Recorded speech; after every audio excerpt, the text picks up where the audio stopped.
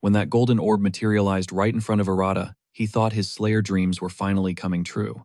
But literally a split second before his fingers grazed it, his deadbeat dad swiped it, already calculating the payout. When his brother Ryu stepped up to call him out, the old man launched a kick that plastered Ryu straight against the drywall. After the toxic father bailed, he tracked down a fence named Takura and pawned the orb for 30 million. Fast forward a few years, Arata and Ryu were glued to the TV, watching a savior flex his golden orb with a signature blue ring. The recognition hit them like a truck because in Japan, those elemental golden orbs are one of one, which meant that relic 100% belonged to Arata. They stormed out to confront the thief immediately. When Ryu got in Takatora's face, demanding his brother's loot back, Takatora played the "I don't know what you're talking about" card. Ryu was fuming. Cornered, Takatora finally agreed to show them exactly where the orb was stashed, leading them into a back room. That's when the bad vibes hit. They had walked straight into a setup. A magic fissure cracked open the air inside the room. Before they could bolt, Takatora slammed the lock shut. Bam, the fissure spat out a dark soul. And without hesitating, like the ultimate big brother, Ryu shoved Arata out of the line of fire. Ryu turned back, but before the transformation took over, he dropped one last truth. He always believed in Arata. Then, Ryu mutated into a hulking, four-armed ogre. Arata crumbled, spiraling into a deep pit of guilt, but he refused to stay down. He told himself this wasn't on him, it was on the greedy scumbags who stripped him of everything. Suddenly, a dark orb manifested, like the universe was answering his rage. No hesitation this time, he reached out and grabbed it. The orb fused with his flesh, sending a shockwave of agony ripping through his system as his body morphed. Screaming through the madness, a system notification popped up in his vision, announcing he unlocked protection of the demon realm. Plus, he snagged a starter pack of skills like Blast Shadow Blade, Blast Armor, and Blast Flash. Outside, Takatora was cracking up, mocking the tragedy unfolding inside, yapping about his plan to kill them for easy XP. He bragged about his elite status, calling the boys worthless peasants. Compared to a high tier like him, he thought the problem was handled, but he had zero clue that Arata was currently leveling up through a brutal transformation. When the agony finally faded, Arata realized he had successfully absorbed the orb's power. He was still processing this when his mutated brother came barreling at him. The ogre almost flattened him, but Arata's body moved on autopilot faster than the blow could land.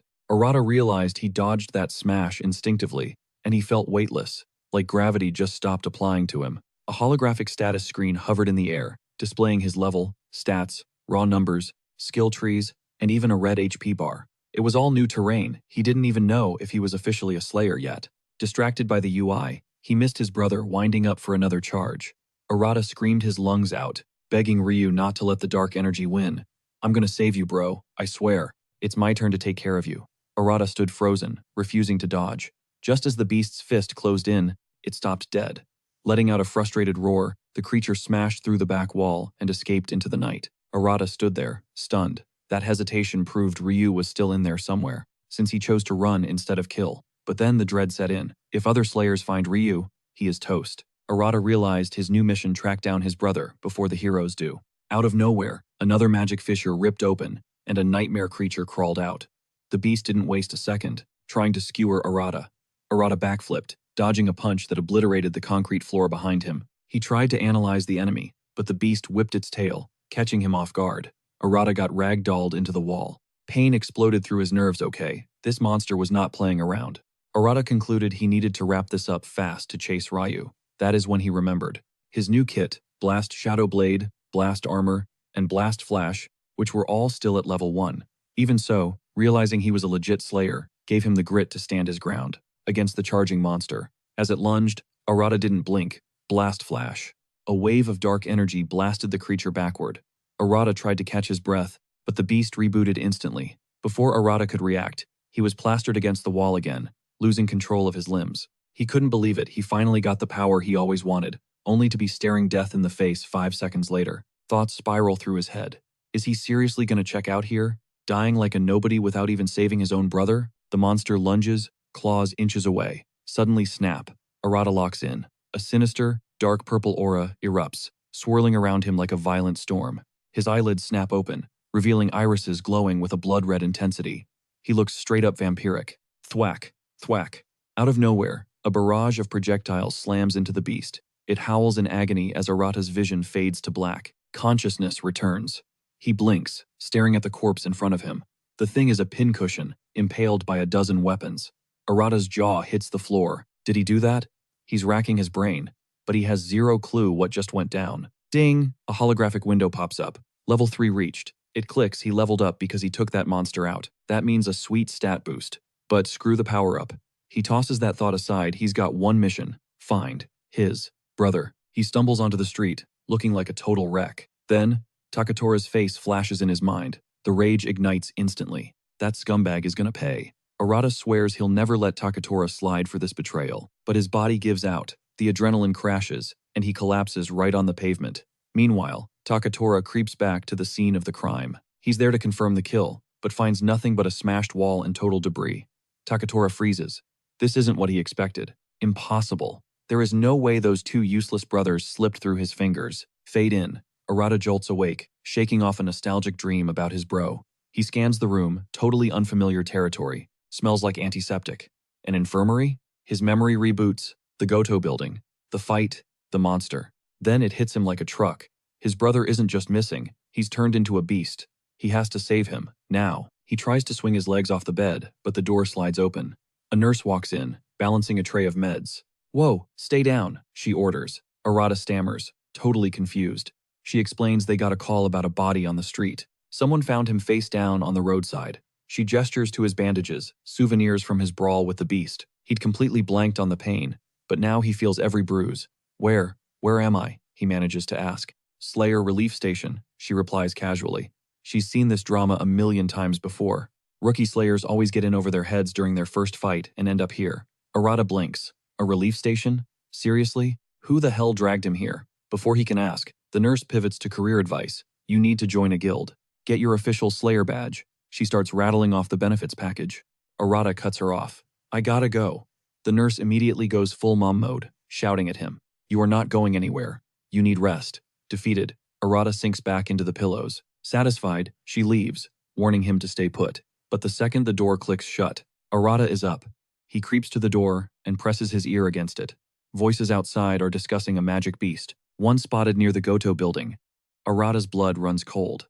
They're talking about his brother. They mention a mystery slayer was seen with the creature, and apparently, that's complicating things. It's going to be a nightmare to hunt the beast down if it slips into a magic fissure.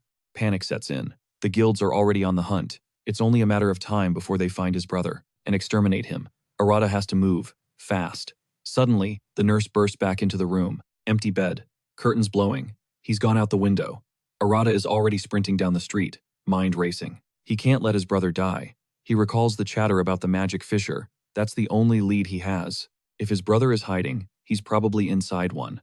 Arata decides to scour every active fissure in the city if he has to. Bzzz. An emergency alert lights up his phone. New magic fissure detected. Location: Asagi. Civilians evacuate immediately. The timing is too perfect. Arata races to the coordinates. It's a bronze rank low tier. He notices the shimmering containment barrier already erected around the perimeter. The association is locking it down, but he doesn't spot any slayers yet. This is his chance. His heart hammers against his ribs. First time diving into a fissure solo, but he swallows the fear. Saving his brother matters more than staying alive. He steps through the rift. Ping! The system registers a challenger entering the dungeon. Arata stops dead. His eyes go wide. It's an endless desert wasteland. A completely alien world hidden right inside the city. No sign of his brother yet. He presses forward into the sand. Suddenly, a blue window blocks his vision. Main quest: defeat the boss to close the fissure. Logic dictates that the dungeon boss is lurking in the absolute deepest, darkest pit of this rift. But the path down is crawling with hostiles. For a split second, doubt creeps in. Can he actually take them? That question hangs in the air until a level 3 nightmare materializes dead ahead. He recalls dropping a beast yesterday, but honestly, that feels like a blur. Doesn't matter now. Fight or die is the only option left. He scans his interface and manifests the Shadow Blade. Relief washes over Arata as the weapon forms, but the beast is already closing the gap, forcing him to parry a lethal bite with his Blade of Darkness. The impact jars his bones. He's gritting his teeth, barely holding back the raw strength of this thing. The force sends Arata skidding backward. This is the wake-up call. This is what real monster hunting feels like. Sparring with his brother was one thing, but this is a whole different league of violence. Still, he locks in, finding his center, and blitzes the target, slicing it into confetti. Victory triggers a system ping. He just power leveled from 3 straight to 5. But there is zero time to celebrate. A massive swarm spawns instantly, sending a cold spike of terror down his spine. How is a bronze rank dungeon pumping out this kind of volume? Arata stares down the horde, questioning if survival is even statistically possible against an army of that size. But instead of freezing up, he shifts his stance, ready to throw down. He's betting everything on that broken, glitch-like ability he triggered yesterday. But the second the stampede rushes him, the blood drains from Arata's face. He realizes he's screwed because he has no clue how to activate that OP skill on command. Death is inches away when boom, a wall of fire erupts and vaporizes the enemies. Arata stands there, stunned, until a voice behind him demands to know what kind of magic he was trying to pull. Arata ignores the query, too busy staring at the lingering flames of that nuke-level attack. The stranger glares at Arata, sizing him up like a potential threat, and drops a bomb. The association called in a tip about an unidentified slayer. Based on the chaos, he assumes Arata is their mystery man. Arata analyzes the stranger's aura and realizes he's looking at a golden slayer, a master of the fire attribute.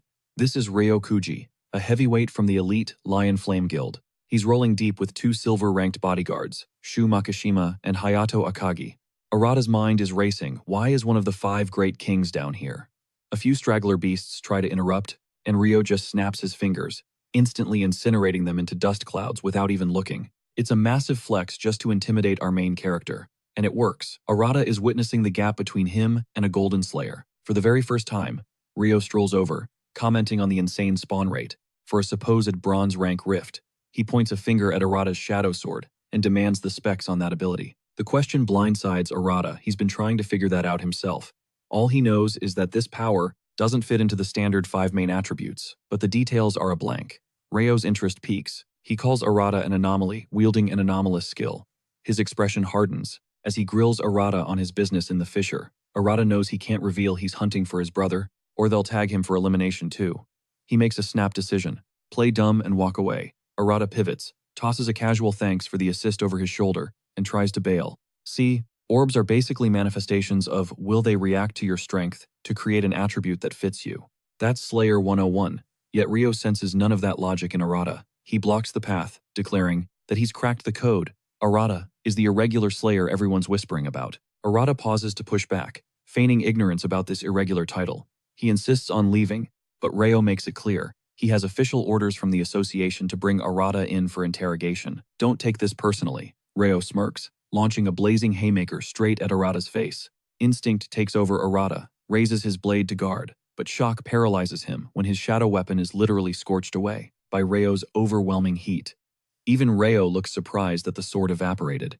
Arata scrambles backward to create a gap, but Ryo isn't finished. He tells his squad to stand down because he's actually starting to have fun toying with Arata. The subordinates nod, but internally, they're terrified of getting vaporized as collateral damage if Ryo decides to stop holding back. Ryo wastes 0 seconds, unleashing a fresh barrage of fireballs. Arata realizes this is lethal, diving behind a boulder just as the area explodes into an inferno. As the inferno fades, Ryo flashes a wicked grin, practically begging Arata to surrender unless he wants to end up as a pile of ash. Crouched behind a boulder, a cold realization hits Arata he's never going to see his brother again if Ryo captures him. Suddenly, Ryo launches himself skyward, unleashing a massive, blazing projectile that locks straight onto Arata. Realizing cover is useless, Arata bails from his hiding spot, narrowly escaping the blast by a hair's breadth. Ryo stands tall, gloating that running is pointless. While Ryo cackles maniacally, Arata frantically scrolls through his skill interface, desperate for a counter to this wannabe Fire Lord. Boom! Arata spots a skill that might just save his skin. He scrambles to his feet, shifting into a stance that makes Ryo pause. Something's changed. Arata thrusts his hands forward, ignoring Ryo's taunts about resistance being futile. True to form, the fire user unleashes a chaotic volley of flames. Moments before impact, Arata triggers his ability, devouring the incoming inferno. The backlash hits him hard, but he refuses to drop. Ryo's expression shifts. This kid isn't just some random weakling. Still, Ryo flares up a terrifying display of raw power, warning Arata to yield or die. Instead, Arata manifests a massive, elongated shadow blade, declaring he can't be captured because his brother is waiting.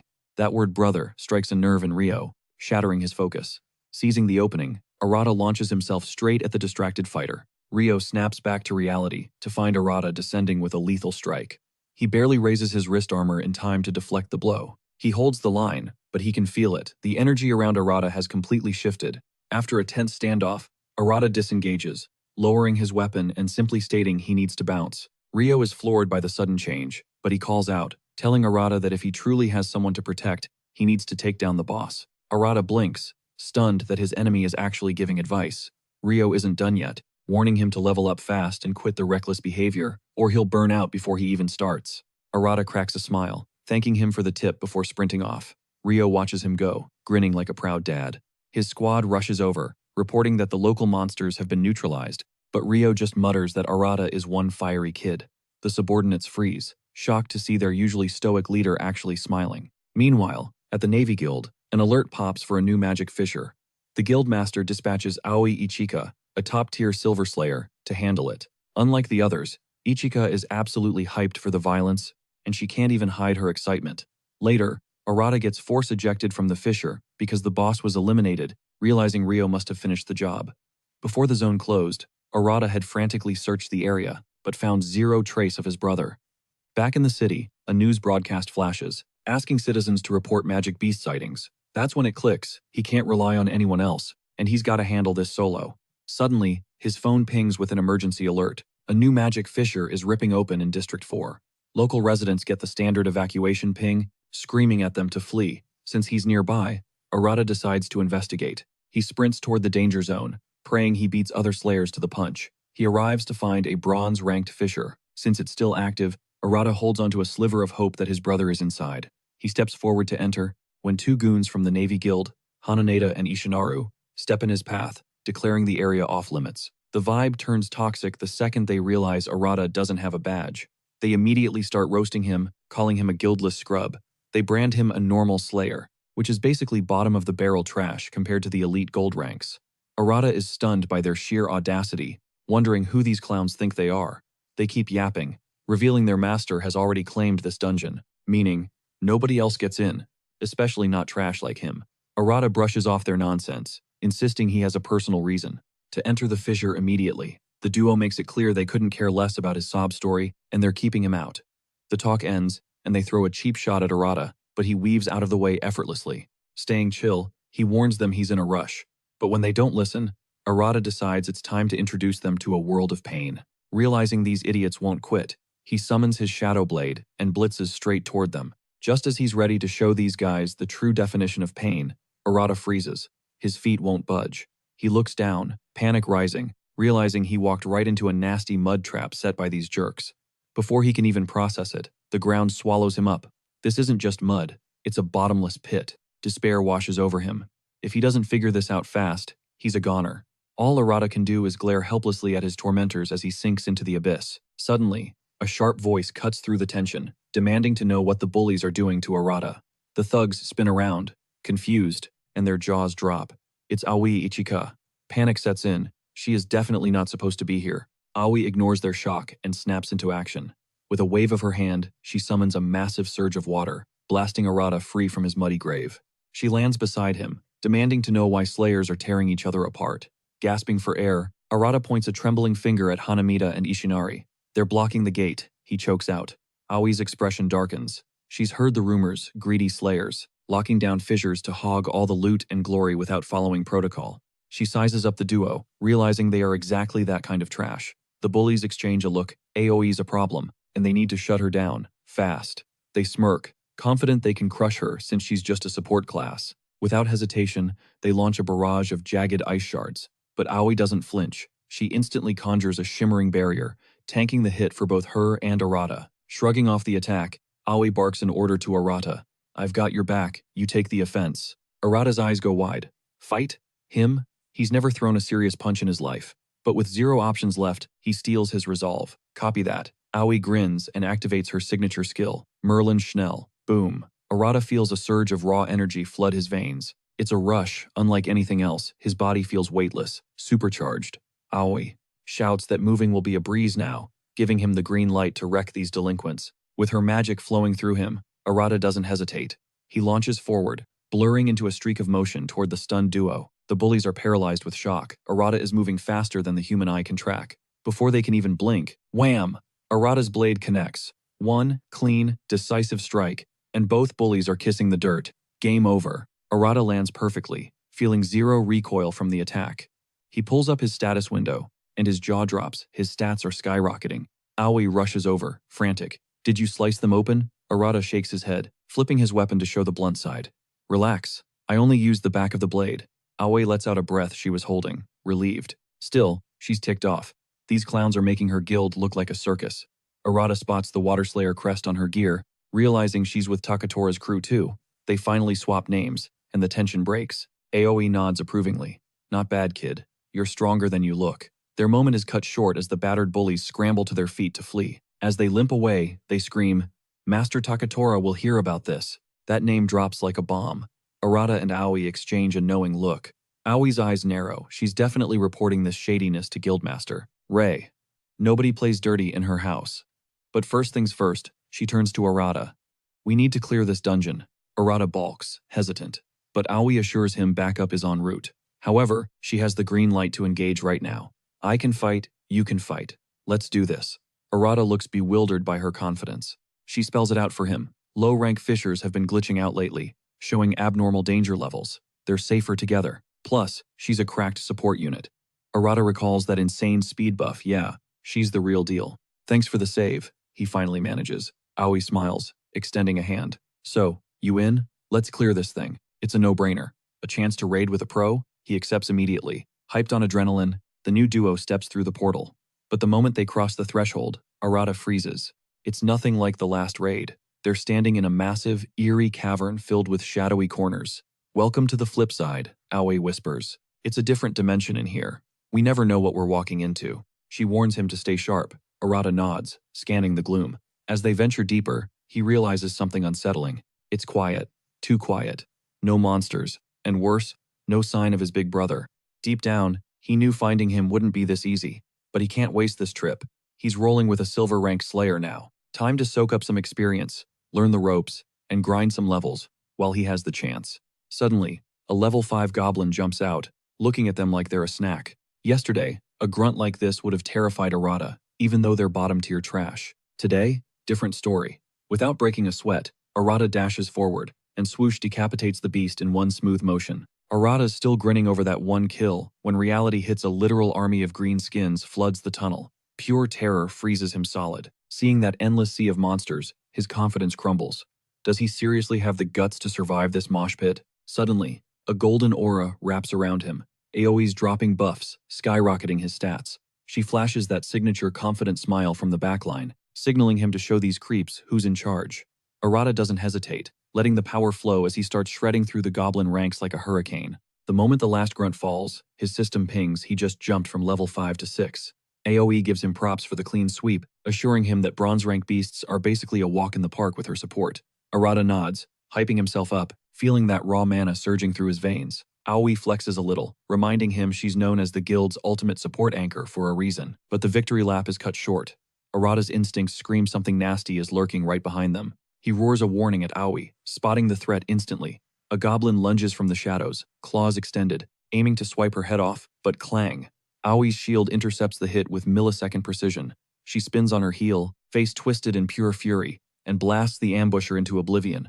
Arata is totally awestruck watching her chain. Complex skills in the blink of an eye. That's the gap in their experience. She's not just fast, she's a versatile powerhouse who can carry the whole team. Catching Arata spacing out, Aoi snaps her fingers to pull him back to reality, warning him they can't camp here. Arata's fanboying hard, he vows to power level until he's strong enough to stand as her equal. He finally says it out loud, he wants the strength to protect others, same way she does. Aoi's expression softens, validating his ambition with a warm grin. But then, she gets serious to reach that dream. He's gotta survive the fresh wave of enemies closing in on all sides. Arata snaps his head around, realizing they've walked straight into a massive ambush. He starts sweating at the sheer numbers. But Aoi? She's cool as a cucumber. She re-ups his buffs, ordering him to clear the room. Feeling that magical support wrap around him again, Arata's fear dissolves into focus, replaced by a burning resolve. He dives straight into the horde, blade dancing, cutting them down with zero hesitation. It's a total grindfest. He's dismantling goblins and farming XP simultaneously. In minutes, Arata wipes the floor with the entire squad that tried to trap them. A satisfying ding echoes in his head. He skipped straight from level 6 to level 10. Arata's stunned by the growth, But the system isn't done. Hitting level 10 just unlocked a wicked new ability, the blast cannon. But he barely gets a second to hype his new toy before another swarm of monsters pours in. This isn't just a patrol. It's an invasion force so big it even sends shivers down Aoi's body. She shouts to Arata, making it clear. Their only survival strat is striking first and striking hard. She points out his stats look unusual, asking if he has any ranged nukes in his kit, because if they brawl up close, they'll get swarmed instantly. Ranged attack? A light bulb goes off. Arata remembers the notification. He just swiped away the blast cannon. It's literally made for this moment. He equips the skill, locks onto the horde, and unleashes the energy. A concentrated beam of pure magic erupts from his palm, vaporizing the front line instantly. Arata doesn't let up. He starts spamming the cannon, and before the dust even settles, the entire army is deleted.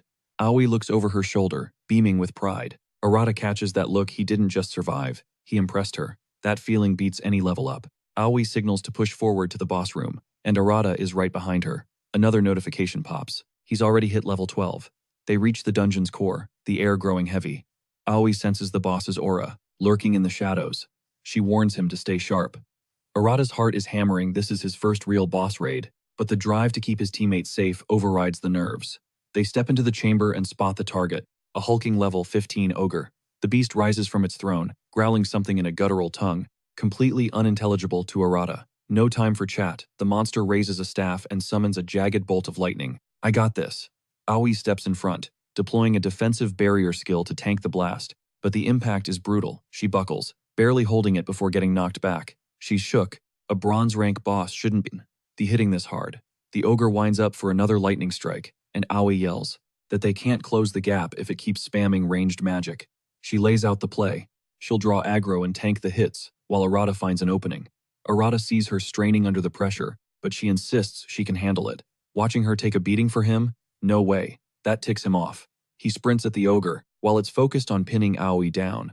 He flanks into the perfect spot, takes aim, and fires a point-blank blast cannon. Arata lands a critical hit, shattering the ogre's cannon and stripping away its ranged advantage. Aoi goes wild, hyping up the clutch play. But the boss isn't finished yet. In a blind rage, it hurls the twisted scrap metal straight at our MC way faster than expected. Arata is caught wide open. He tries to sidestep, but his instincts scream that he is too slow to dodge this projectile. Before he can even twitch, the jagged metal slices right through him.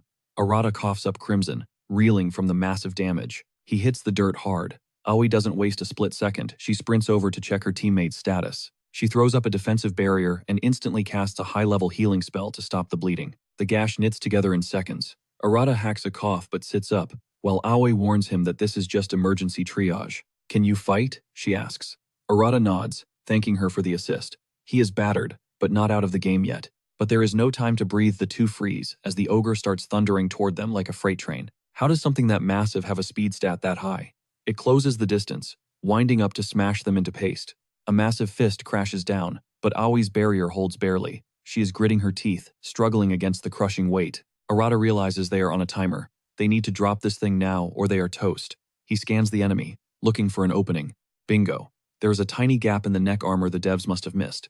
That is his target. He locks it in. Aoi keeps the aggro, tanking the hits, while Arata maneuvers into the perfect flank position. But the beast is smarter than it looks. It senses the setup, ignores the tank, and swings a haymaker right at the DPS Arata. It is do or die.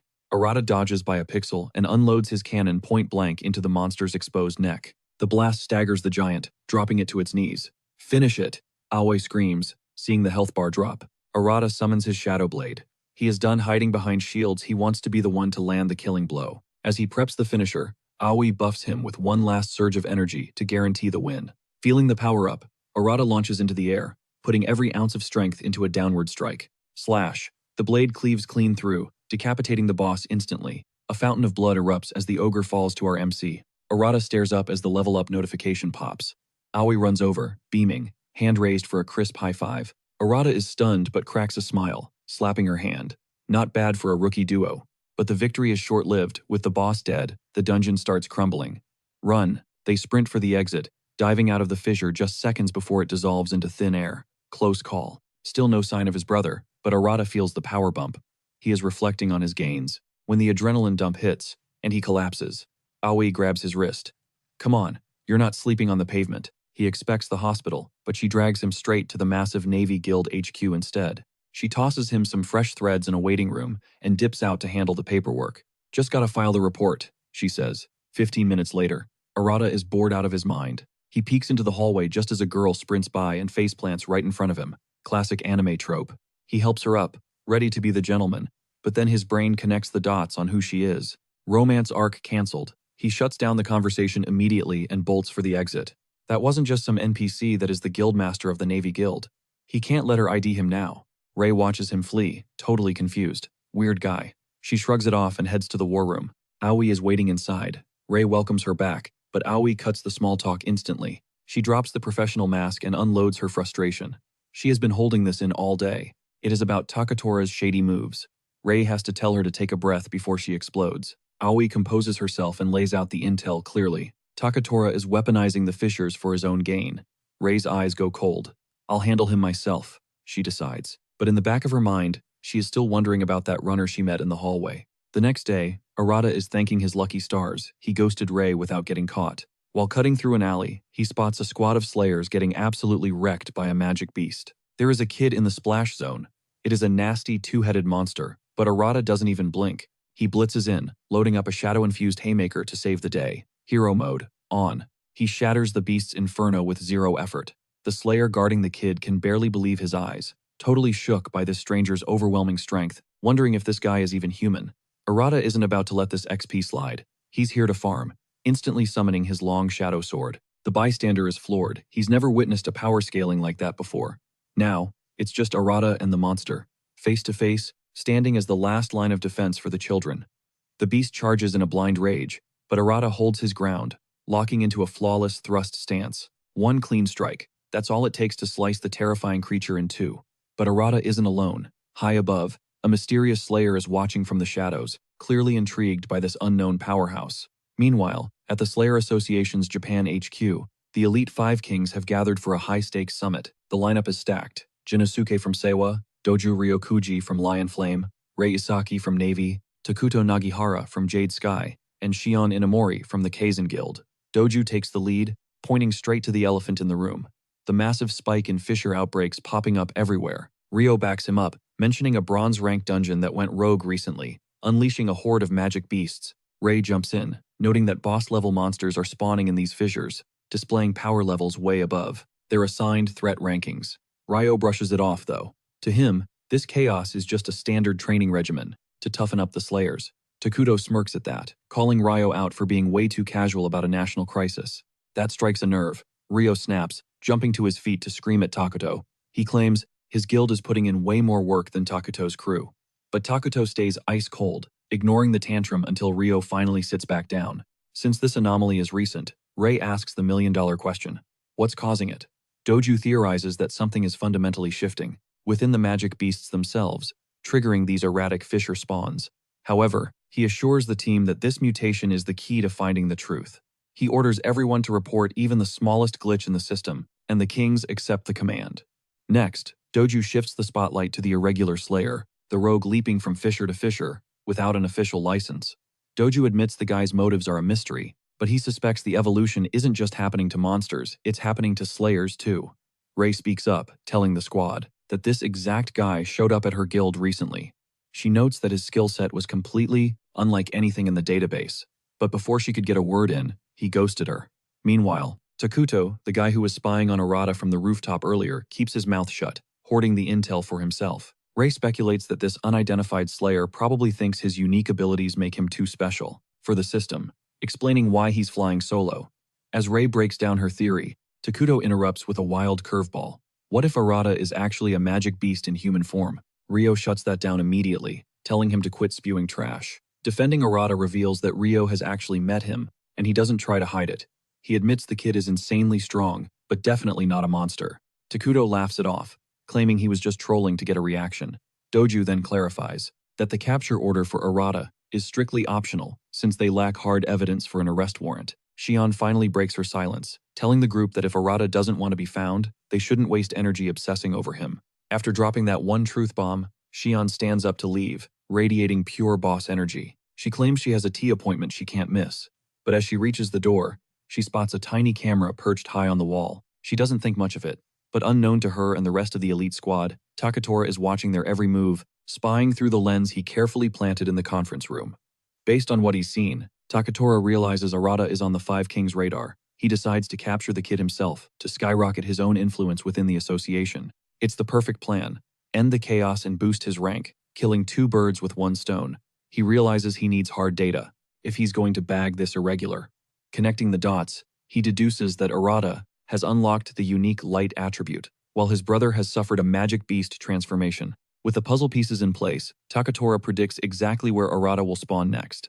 He rises from his chair, deciding to take Arata out of the picture before things get messy. Later, Arata spots civilians fleeing a fissure, but instead of running away, he sprints straight toward the danger. Just as he reaches the zone, he's blocked by Takura, decked out in full Slayer armor and wearing a smug, punchable smile. Takura mocks Arata for clinging so desperately to life. Before dropping the hammer, he's here to drag Arata back to the association, whether he likes it or not. He demands Arata come quietly, but the kid snaps, screaming at him to back the hell off. Takura digs the knife in deeper, roasting Arata about his brother running wild as a magic beast. He laughs right in the kid's face, promising to slaughter his sibling personally. Pure fury explodes out of Arata. He blasts his burst cannon point blank at Takura. But the guy? He doesn't even flinch. As the energy beam comes hurtling toward him, he casually devours Arata's ultimate move with a single, lazy shot. Arata is stunned, but he isn't quitting yet. He whips out the Shadow Blade, refusing to fold. He lunges straight for Takura, but he's moving in slow motion compared to his opponent. Takura fires off a long-range nuke to swallow Arata whole. Arata desperately throws his sword up to block, but the impact is too heavy to tank, and he gets smashed into the pavement, writhing in pain. Takura wastes zero time trashing him, calling his power a gimmick unique, only because nobody's seen it before. But honestly, it's trash. Arata claws his way back up, mind racing. What's wrong? He leveled up his burst cannon and blazing shadow blade. They should be hitting harder. He starts doubting everything. Can he really never take down a golden slayer? Yet, even staring down total defeat, Arata forces himself back on his feet. Takura raises an eyebrow. The brat still has juice left? Suddenly, Arata triggers a skill called Suit Darkness, flooding the zone with thick black smoke. Takura stands his ground, figuring Arata is just throwing up, a cheap smokescreen to hide. He's wondering what the plan is when bam, a shadow strike flies straight for his jugular. He barely deflects it with his powers, angrily slashing away at the weird projectiles raining down on him. The smoke thins, and there's Arata, charging in for the kill. He almost lands a fatal cut, but Takura parries it like it's nothing. Arata tells him to give it up, he's finished. But Takura scoffs at that, declaring he won't stop leveling up until he sits on the throne as one of the Five Kings. On top of that, he's planning a hostile takeover of the Navy Guild to control the whole association. Arata snaps back, shouting that he won't let that nightmare happen. A guy like Takura? He is nowhere near worthy of being a king. Takura blasts Arata backward, barking at him to know his place, which is in the dirt with the other losers. Takura draws his ice blade, revealing exactly how he plans to sacrifice Arata. He mocks Arata's gear, saying that sword is a toy compared to his, but Arata grits his teeth and fires back. That the orb powering Takura's weapon? It was originally his. His big brother would still be human right now, if Takura hadn't stolen the orb. Dark energy explodes from Arata's body as the memories hit him. Takura is the root of every single tragedy in his life. Screaming, Arata launches himself at the enemy, slashing wildly. Takura blocks, but he feels the weight of it. The kid hit a power spike. But even with the buff, he's still outclassed. Takura shoves Arata back, telling him to just give up already. Then, Takura shows his true colors, unleashing a devastating ult, the Ice Emperor's prison. The world instantly freezes over, and Arata is encased in solid ice. He can't move a muscle. Takura fires a barrage of jagged icicles. To end this, no room to dodge. Impact. Arata is knocked out cold. Takura sneers at the unconscious body, mocking him for passing out from a mid-tier attack. He points his blade at Arata's throat, ready to execute him, so he can feed the association whatever cover story he cooks up. But right before the killing blow, an ice blast slams into him. He freezes, literally. He spins around to find Rei and Aoi looking at him like he's trash. Rei calls him out for causing chaos, asking why the hell he's brawling in broad daylight. Takura's jaw drops. It's the guildmaster. She reveals she's had eyes on him for a while. Rei realizes now that Takura really does go rogue, the second she isn't watching. Takura tries to spin it, claiming Arata is a dangerous irregular, but Rei shuts him down. That doesn't give him a license to brutalize the kid. Aoi rushes over to Arata's side, and through his blurry vision, Arata recognizes Rei from the guild. Aoi activates her skill, pouring healing magic into him. Arata blinks his eyes open, stunned to see Aoi right there. He tries to sit up, but Aoi pushes him back down. Moving now will only tear his wounds open again. Arata screams out his pure hatred for Takura, swearing he'll never forgive him, but the effort drains him, and he blacks out again. Takura warns the girls they're crossing the association. If they heal this kid and take him under their wing. Rei gets in Takatura's face, reminding him there is no official arrest warrant yet. So, she's making a command decision. She's filing a request to put Arata under Navy Guild surveillance. Takura opens his mouth to argue, but Rei cuts him off, stating she and Aoi, taking full custody of Arata.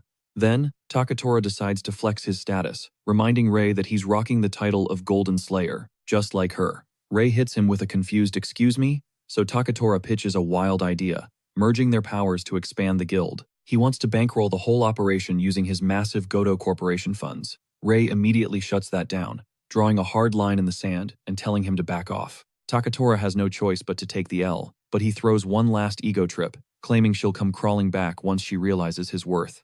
Rei is absolutely repulsed by the guy's attitude. She orders Aoi to rush Arata to the infirmary, promising she'll catch up in a flash. A bit later, Arata jolts awake in the Navy Guild's medical wing.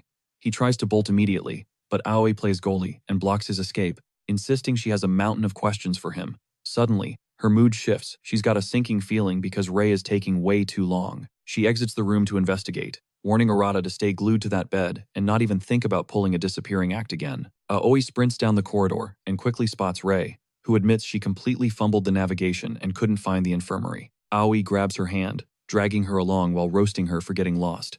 It's wild. Rei might be a combat powerhouse, but her sense of direction is absolutely zero. The duo finally makes it back to the med bay, and the second they step inside, Aoi starts grilling Arata about why he ghosted the guild previously and why he was throwing hands with Takura. Arata starts stammering, totally overwhelmed, so Rei steps in with a pitch. Register with the guild and get guaranteed protection. On top of safety, he'd unlock a ton of perks. She's genuinely confused why he's hesitating.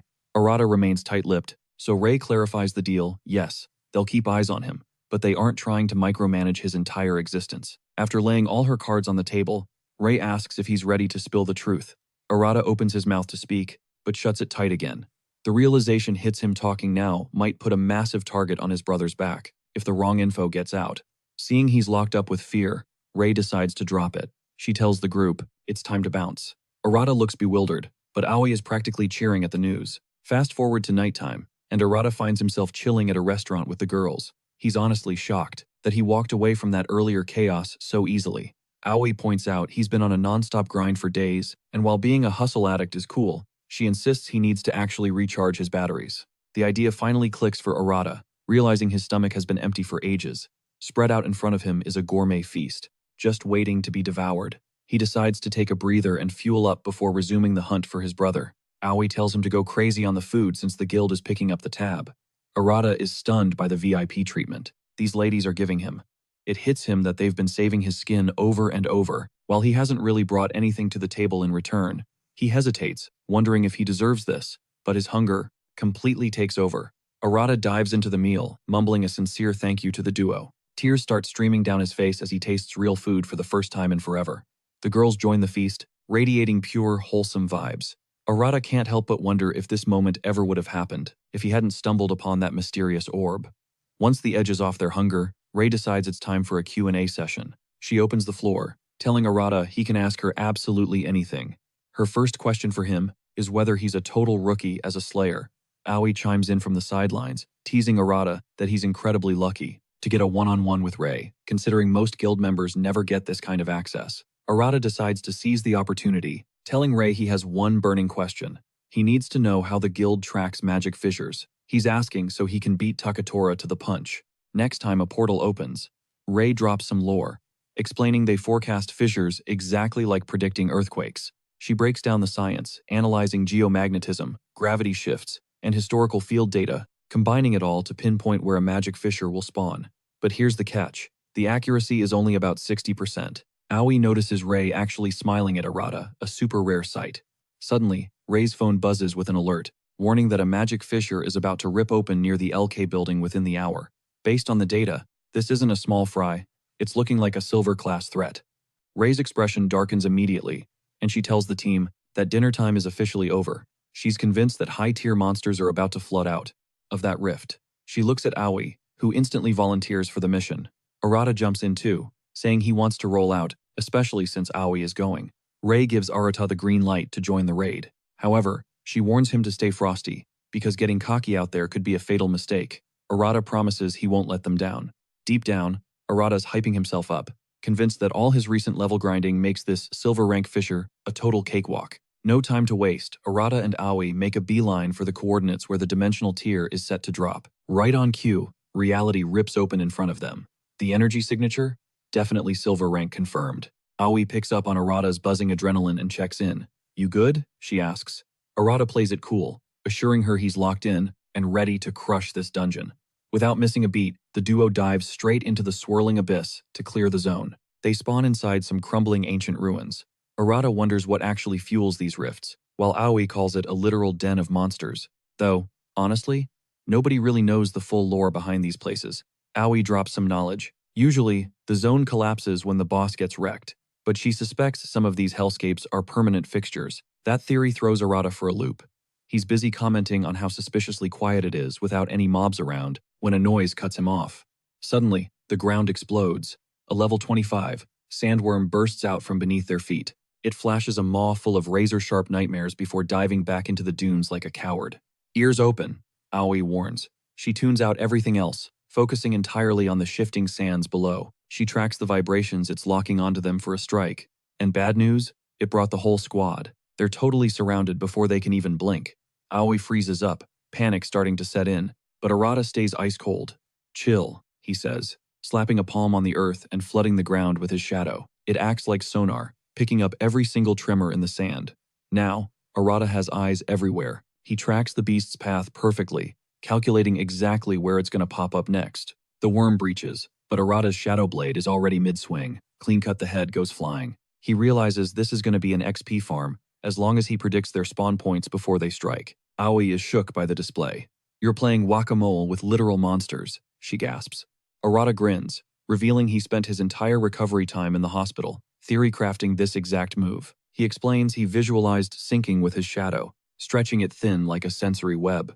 Since he was stuck in bed, mental reps were all he had. First try, and he nailed it. Arata realizes his shadow isn't just a weapon, it's a versatile utility tool, usable for way more than just brawling. Big brain move, Aoi admits, impressed by his creativity. She says they've got this in the bag. Arata rinses and repeats the strategy, wiping the entire worm squad in record time, leaving only the boss. Stay sharp, he warns, not wanting her to get complacent. They approach a creepy tomb structure, and Aoi gets a bad vibe immediately. Watch out, something's off, she starts to say. When a stinger radiating pure death bursts from the sand behind them, Arata assumes it's just another worm, but Aoi screams, wrong. She warns him that, if that thing connects, they'll be begging for a quick end. The stinger loops back for a kill shot on Arata, but he isn't caught slipping this time. He spins around, severing the limb with his shadow blade before it can touch him. Nice try, Arata scoffs. Hiding underground? Useless. He already sent his shadow radar deep into the earth, just like before. Aoi nods, giving him props for the pre-game setup. You actually planned ahead, she says. You've leveled up. For real. Yeah, and I've got backup, Arata replies, acknowledging her help.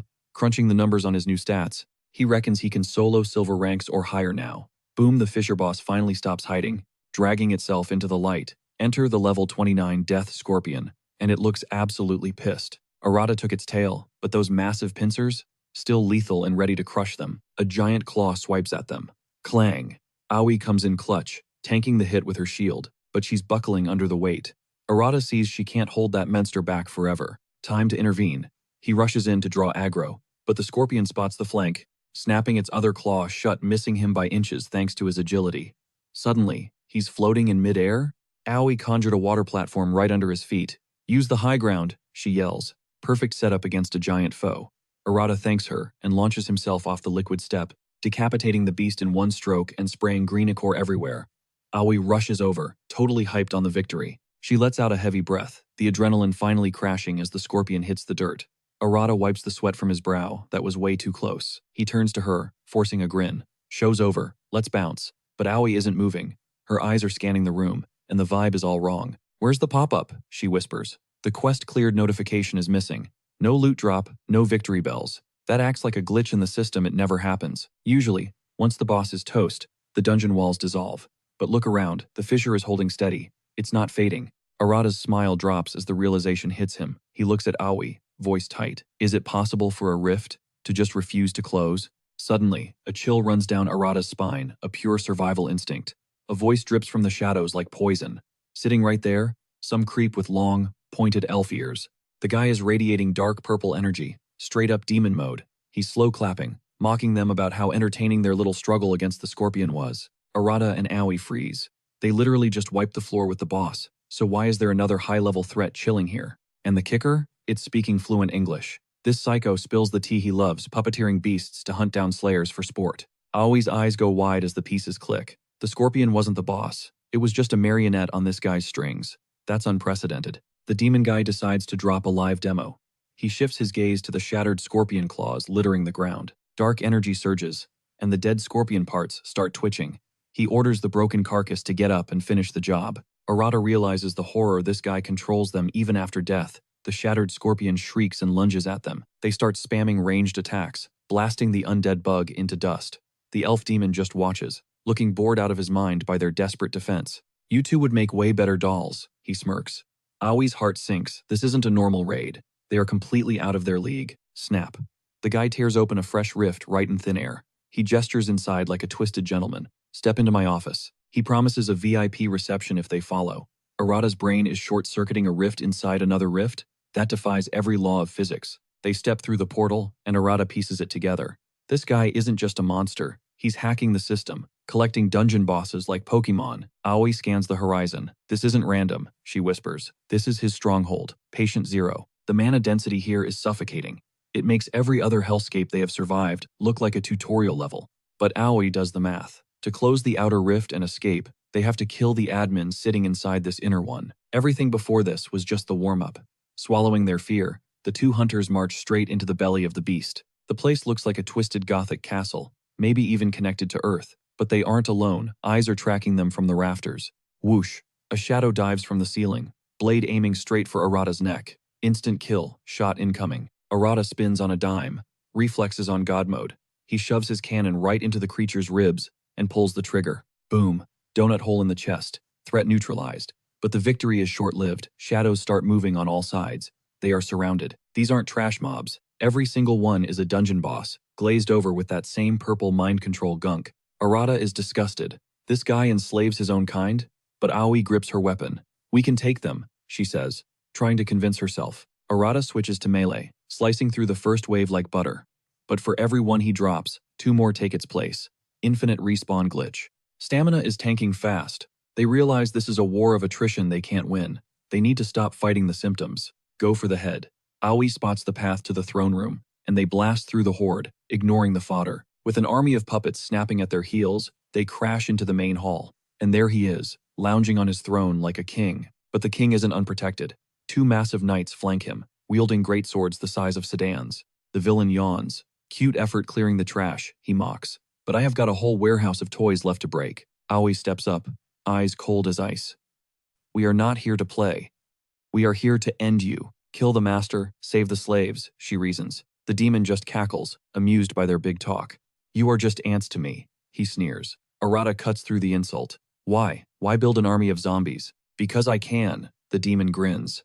Total control, absolute domination. It is the ultimate high. To him, free will is a joke. And then he drops the bomb. Humans, monsters, you are all just potential dolls to me. He eyes Arata and Aoi like rare collectibles. I am the apex predator. Eating the weak is just nature. Arata tightens his grip on his weapon. He has one question that actually matters. Can you reverse it? If a human turns into a monster, can you bring them back? Aoi flinches. She didn't see that coming. The demon's smile widens. He smells the desperation. Ooh, someone special to you? A tragic backstory? Answer me! Arata roars. The demon shrugs.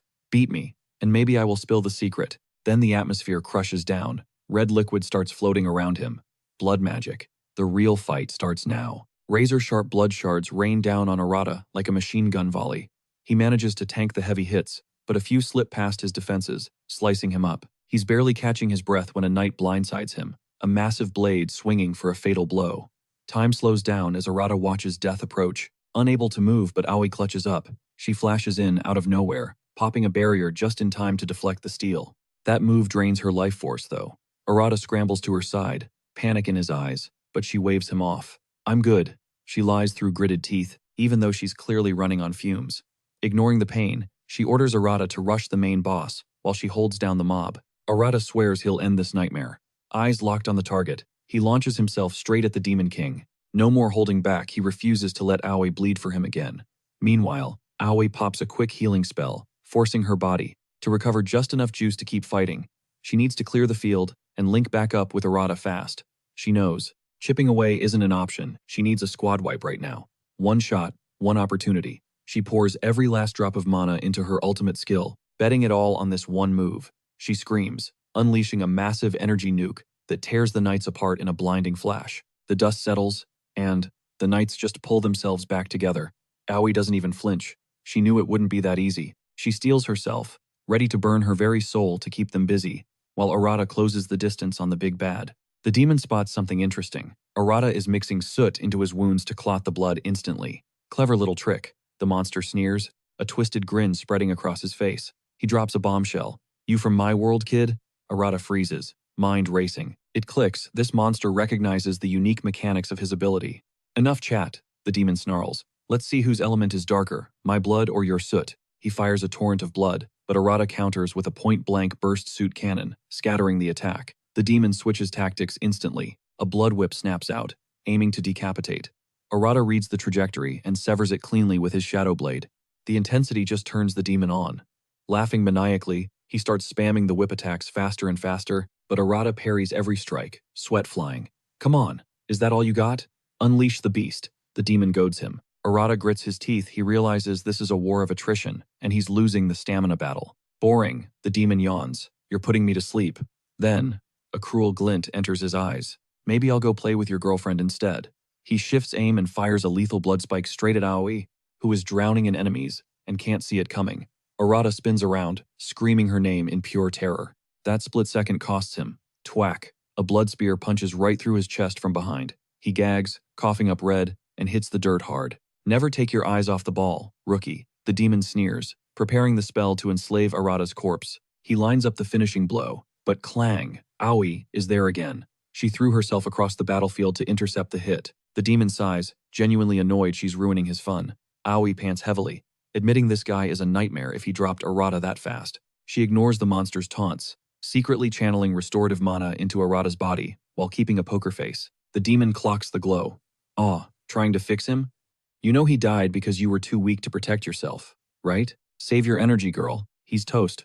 The words stab deeper than any blade. The guilt washes over her. Arata took that hit because of her. It triggers a violent flashback, her sister Minato getting slaughtered right in front of her eyes. She feels her sanity starting to crack, but she snaps out of the spiral, realizing he's just trying to break her mind to get an easy kill. She just needs to buy time.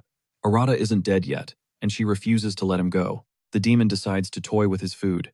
He flicks a blood whip at her, but Aoi summons a swirling water shield, absorbing the impact effortlessly. Water magic? How cute, he laughs. He unleashes a barrage, but Aoi parries every single strike with fluid precision, stating coldly, water washes away blood. That's why I'm your worst nightmare. Her element adapts to anything, the ultimate support tool.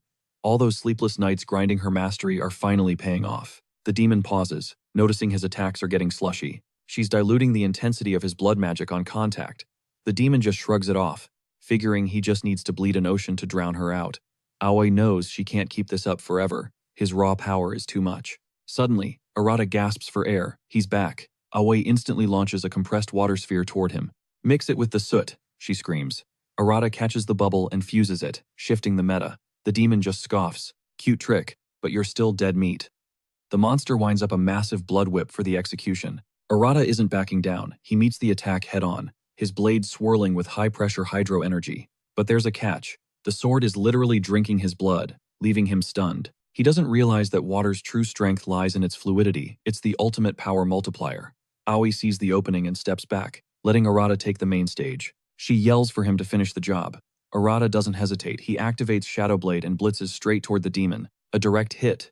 The blade carves a brutal gash across the demon's chest, sending a spray of crimson into the air. The monster finally feels the weight of Arata's strike. The beast crumbles to the floor, clutching the wound in agony. He coughs out a confession.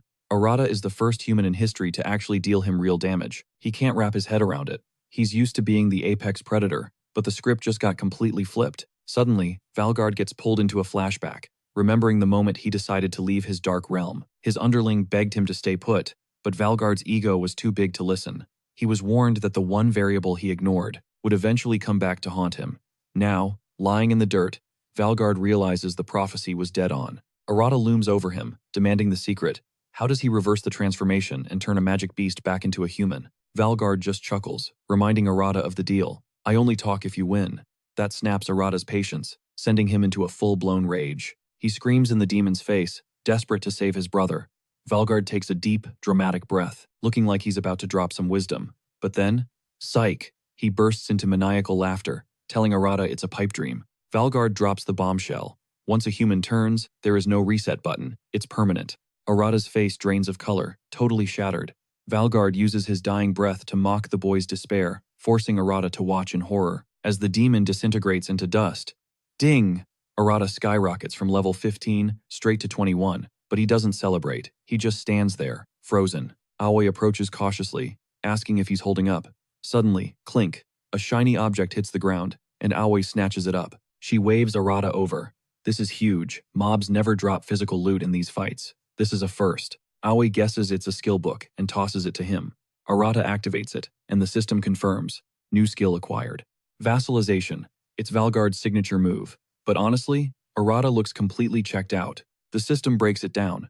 He can resurrect any dead entity as a loyal vassal and puppet them around. The catch? The vassals are nerfed no original abilities, just mindless obedience for a short time. With the raid over, Arata and Aoi warp back to reality. As the dimensional fissure fades, Arata doesn't look like the MVP. He looks like he just took a massive loss. Valgard's last words are living rent-free in his mind. He refuses to accept the impossible, and Aoi can practically hear his internal spiraling. She tells him to breathe, insisting they'll find a loophole if they stick together. Arata finally opens up. Even if a full cure isn't possible, he's not giving up on saving his brother. Back at the guild HQ, Aoi debriefs Rei on the mission. She feels for Arata, pointing out a disturbing connection. Arata's power source is basically identical to Valgard's dark energy. She proposes a new plan, capture Arata's brother and put him in containment. She vouches hard for Arata, insisting he's not a threat despite the beastly powers. She's seen him in action and trusts his gut. But if he ever does go rogue, she promises Rei she'll take him out herself. Seeing her conviction, Rei gives the green light but orders Aoi to back off and let the kid rest. Rei needs to run this by the association first. Meanwhile, Arata drags himself back to his old apartment. The place is a disaster zone, dusty, cluttered, and so, Arata is pacing the floor, the heavy realization sinking in that his brother might be gone for good. He is deep in his gloomy thoughts when BAM reality tears open. A dimensional fissure rips through the air right in his living room. The fact that this void opened in his personal space sparks a crazy theory. Maybe his brother is actually inside that tier. He steps into the unknown, and the landscape inside hits him with a serious case of déjà vu. It's shockingly familiar. No time for logic. He dives straight into exploration mode. But after minutes of walking, the eerie silence starts to creep him out. Finally, he discovers a zone that looks like a war zone, the floor smashed to bits by brute force, leading to a single door. The door won't budge, blocked by debris. Arata isn't in the mood for puzzles. He whips out his blade and slices the obstacle to ribbons. He steps inside and freezes. It is his brother, but the reunion is a nightmare. He has morphed into a hulking level 38 boss monster. The beast stares blankly, zero recognition in its eyes. Arata breaks down, tears streaming, overwhelmed by the bittersweet moment. Through the sobs, he pours his heart out, confessing how hard he searched, shocked to find him holing up in a dungeon like this. Trying to keep it cool, Arata treats the monster like family, casually pleading with the beast to just come home with him. Big mistake. The creature spins around and blasts him with pure energy, ragdolling Arata straight into the concrete wall. Arata refuses to throw hands with his own flesh and blood, desperately trying to jog the monster's memory while dodging another strike. He takes a massive gamble, leaping onto the beast's shoulder, hoping a close-up heart-to-heart will break the spell. Spoiler alert, it doesn't work. Arata gets swatted away like a pesky fly. He slams into the ground, questioning reality. Then it clicks. He remembers the vassalization skill he looted after defeating Valgard. But there is a sick twist. The skill only activates if the target is stone-cold dead. While he is paralyzed by that moral dilemma, His brother lands another heavy hit. Arata hits the deck, losing the will to get back up. The guilt is eating him alive. He failed to save him. The beast charges, ready to deliver the final blow. Just as the Reaper comes calling, a massive water blast blindsides the beast, sending it skidding across the floor. Arata scrambles up, totally confused. Then, a voice drips with venom from behind him. It is Takura. Takura is trash-talking him, calling him a pathetic loser while posing like some white knight hero here to save the day. Arata isn't having it. He instantly puts himself between the hero and the monster, screaming at Takura to back off. Takura is visibly annoyed that Arata is shielding a monster, until the light bulb goes on that beast is Arata's brother. Arata demands answers, and Takura doesn't even blink. He admits he has been stalking Arata's every move. He drops the bomb. As long as Arata is tied to the Navy Guild, he has zero privacy. Big Brother is always watching. Protective instincts kicking in. Arata draws his shadow blade, ready to throw down for his family. Takura summons his ice blade with a smirk. He claims Arata just gave him the perfect legal excuse to execute him for harboring a monster. The mask slips completely. Takura admits he is planning to murder Arata and call it justice. Arata swings wild with rage, but Takura blocks it like it is nothing, taunting him about being too weak to protect anyone. Arata screams that his brother isn't a monster. Takura ignores him and fires a homing shot straight at the beast. Panic sets in. Arata spins around, desperate to check if his brother took a hit. Rookie mistake. Takura mocks him for taking his eyes off the opponent in the heat of battle, driving Arata into a blind fury. But rage isn't enough. Takura casually swats away every attack, laughing that he is going to chop up Arata and his brother into confetti. Arata gets shoved back, but he plants his feet, still insisting his brother is human. He is fueled by a lifetime of memories, ready to fight 24/7 to save what is left of his sibling, showing absolute resolve. Arata charges Takura again, nothing held back. This time, the strike has some real heat. Takura actually has to dodge, jumping back, but he keeps the trash talk flowing. He mocks Arata's poverty, telling him it is game over for his entire bloodline. Arata pauses, confused by the threat. Takura drops the cruelest revelation yet. He mentions 2 other beasts he dealt with, referring to Arata's parents. He confesses to slaughtering them cold-bloodedly, bragging that he farmed them for experience points without a shred of remorse. That snaps something inside Arata. A terrifying aura explodes from his body, but Takura just looks bored. Promising zero mercy, Takura unleashes a lethal ice technique to end this once and for all. A 3-headed ice beast lunges forward.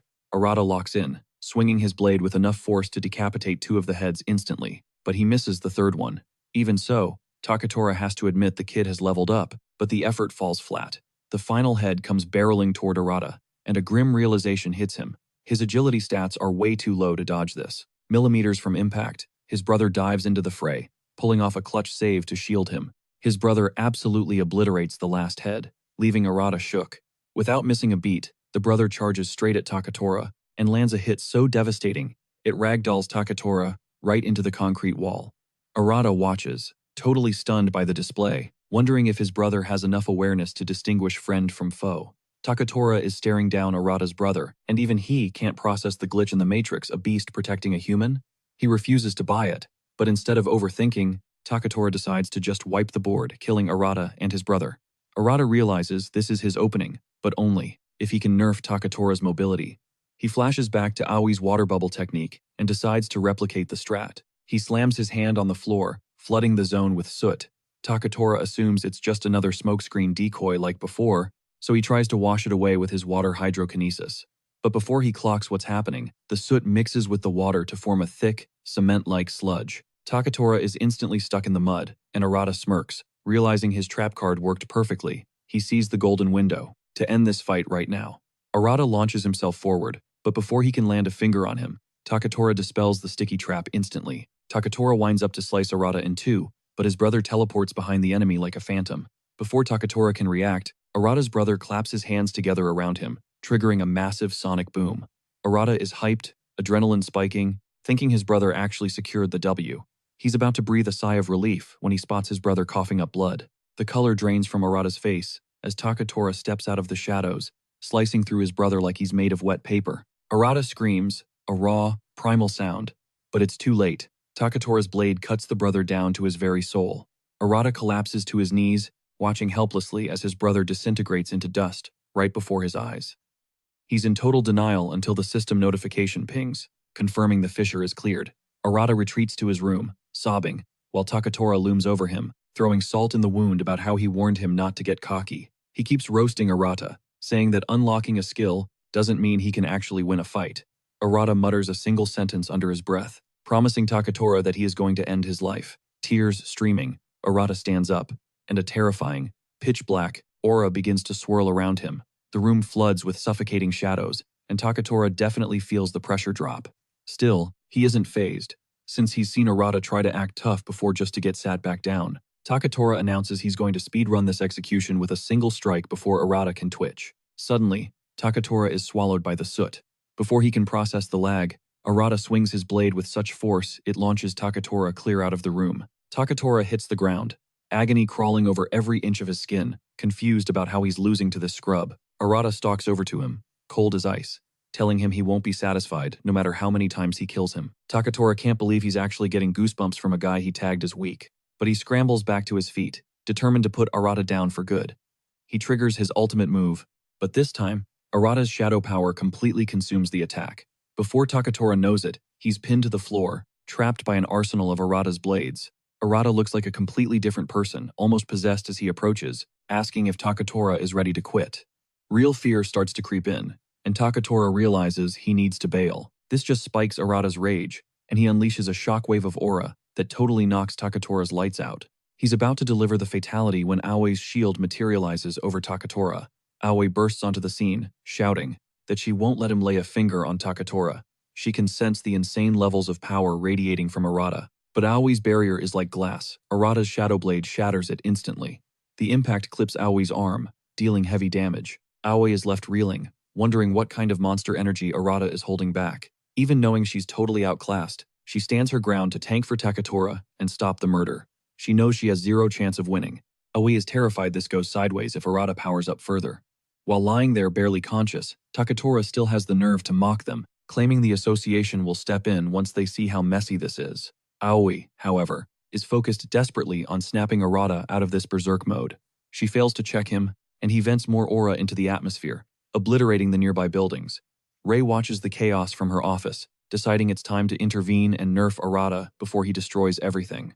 At the Jade Sky Guild, Takura gets the intel on Arata's rampage. He decides it's time to step in and pull Arata off the streets. Arata isn't stopping. Unleashing a suffocating wave of killing intent, he locks his sights on Aoi. Seconds before he deals the fatal blow, Rei crashes the party. She intercepts Arata's blade with a burst of energy, dropping a quick apology to Aoi for cutting it so close. Rei gently sets her teammate down, ordering her to sit this one out while she handles the beast. Rei clocks it immediately. Something snapped in Arata, triggering a blind rage that has sent him spiraling totally out of control. Suddenly, Takura slides onto the battlefield. He is absolutely itching to throw hands with Arata, but Rei steps in to check him. Takura drops a bomb, revealing that the association doesn't exactly see eye to eye with the guild on this one. When Rei presses him on the association's endgame, she demands to know their play, but Takura keeps his lips sealed. Instead, he calls her out, claiming she and Aoi have already caught feelings for the target. Rei claps back, insisting she is just following standard guild protocol. The two are still bickering. When Arata lunges for a blindside attack on Takura, Rei screams a warning, but Takura stands there, completely unfazed. Arata slashes wildly, desperate to connect, but poof, Takura dissolves into a swirl of cherry blossoms. Rei is shook, but before anyone can blink, Takura materializes and blasts Arata with his signature move, the ethereal dance. It flattens Arata instantly, leaving Rei stunned that he dropped the berserker so easily. Rei instantly squares up, warning Takura that she will end him if he tries to execute Arata right now. Takura flashes a cocky grin, assuring Rei that murder isn't on the menu today. He admits he would never waste a guy wrapped in that much mystery. Suddenly, Arata scrambles back up and lets out a bone-chilling roar, and the second he does, the atmosphere gets heavy as he starts siphoning pure energy. Takura looks bored, having already figured out Arata was leeching power from the local magic beasts. Arata locks eyes with Takura and manifests a chaotic arsenal of weapons to end him, but Takura stands his ground. He is low-key impressed, but he also notices that Arata has zero control. He is just letting raw power leak everywhere. Takura stares Rei down, announcing that he is ready to end this little charade. Rei demands answers about the association's agenda, but Takura ghosts the question. Erupting in a blinding green aura, Takura makes his move. Before Arata can even twitch, Takura's energy binds him tight. Before Rei can panic, Takura clarifies that Arata isn't dead just taking a forced nap. And just like that, Takuto teleports away with the body. Left alone in the silence, Rei's stomach drops, fearing what the association might do to him. Moments later, Ai sprints back onto the scene after clearing the civilians. She freezes, shocked to find the battlefield empty. Rei struggles to find the words to explain the abduction. When Arata jolts awake, he finds himself shackled in darkness. He is barely processing his surroundings when a psycho-looking dude steps out of the shadows. The guy cracks a whip, flashing a sadistic smile as he tells Arata the fun is just beginning. Meanwhile, Takura is absolutely fuming that Arata slipped through his fingers. He swears he will crush that kid and the Heavenly Five to claim his spot at the top of the food chain. But despite the salt, he takes comfort in one thing. Arata is currently enduring a living hell at the hands of the association. Later, Rei manages to sneak into the holding cell where Arata is being tortured. She begs him to cooperate, just to make the path easier, but Arata looks dead inside, telling her that he doesn't give a damn what happens to him anymore. Right in the middle of this heavy moment, Rei's comms light up with an alert. 3 Silver Slayers have gone dark inside a rift, and Aoi has already dove in for the rescue. Rei is floored that Aoi went in alone, when she was supposed to be on bed rest. She realizes Aoi is doing that thing again, pushing past her limits, even when her body is wrecked. Given the threat level, Rei knows Aoi just walked straight into a death trap. Rewind to the Slayer headquarters. Dojo patches a call through to the Golden Slayers, apologizing for crashing their schedules, but he warns them this is a code red situation. Dojo cuts to the chase and drops the bomb. They have officially bagged Arata. Ryo loses it, telling the president that Arata is a good kid and locking him up without due process is straight up wrong.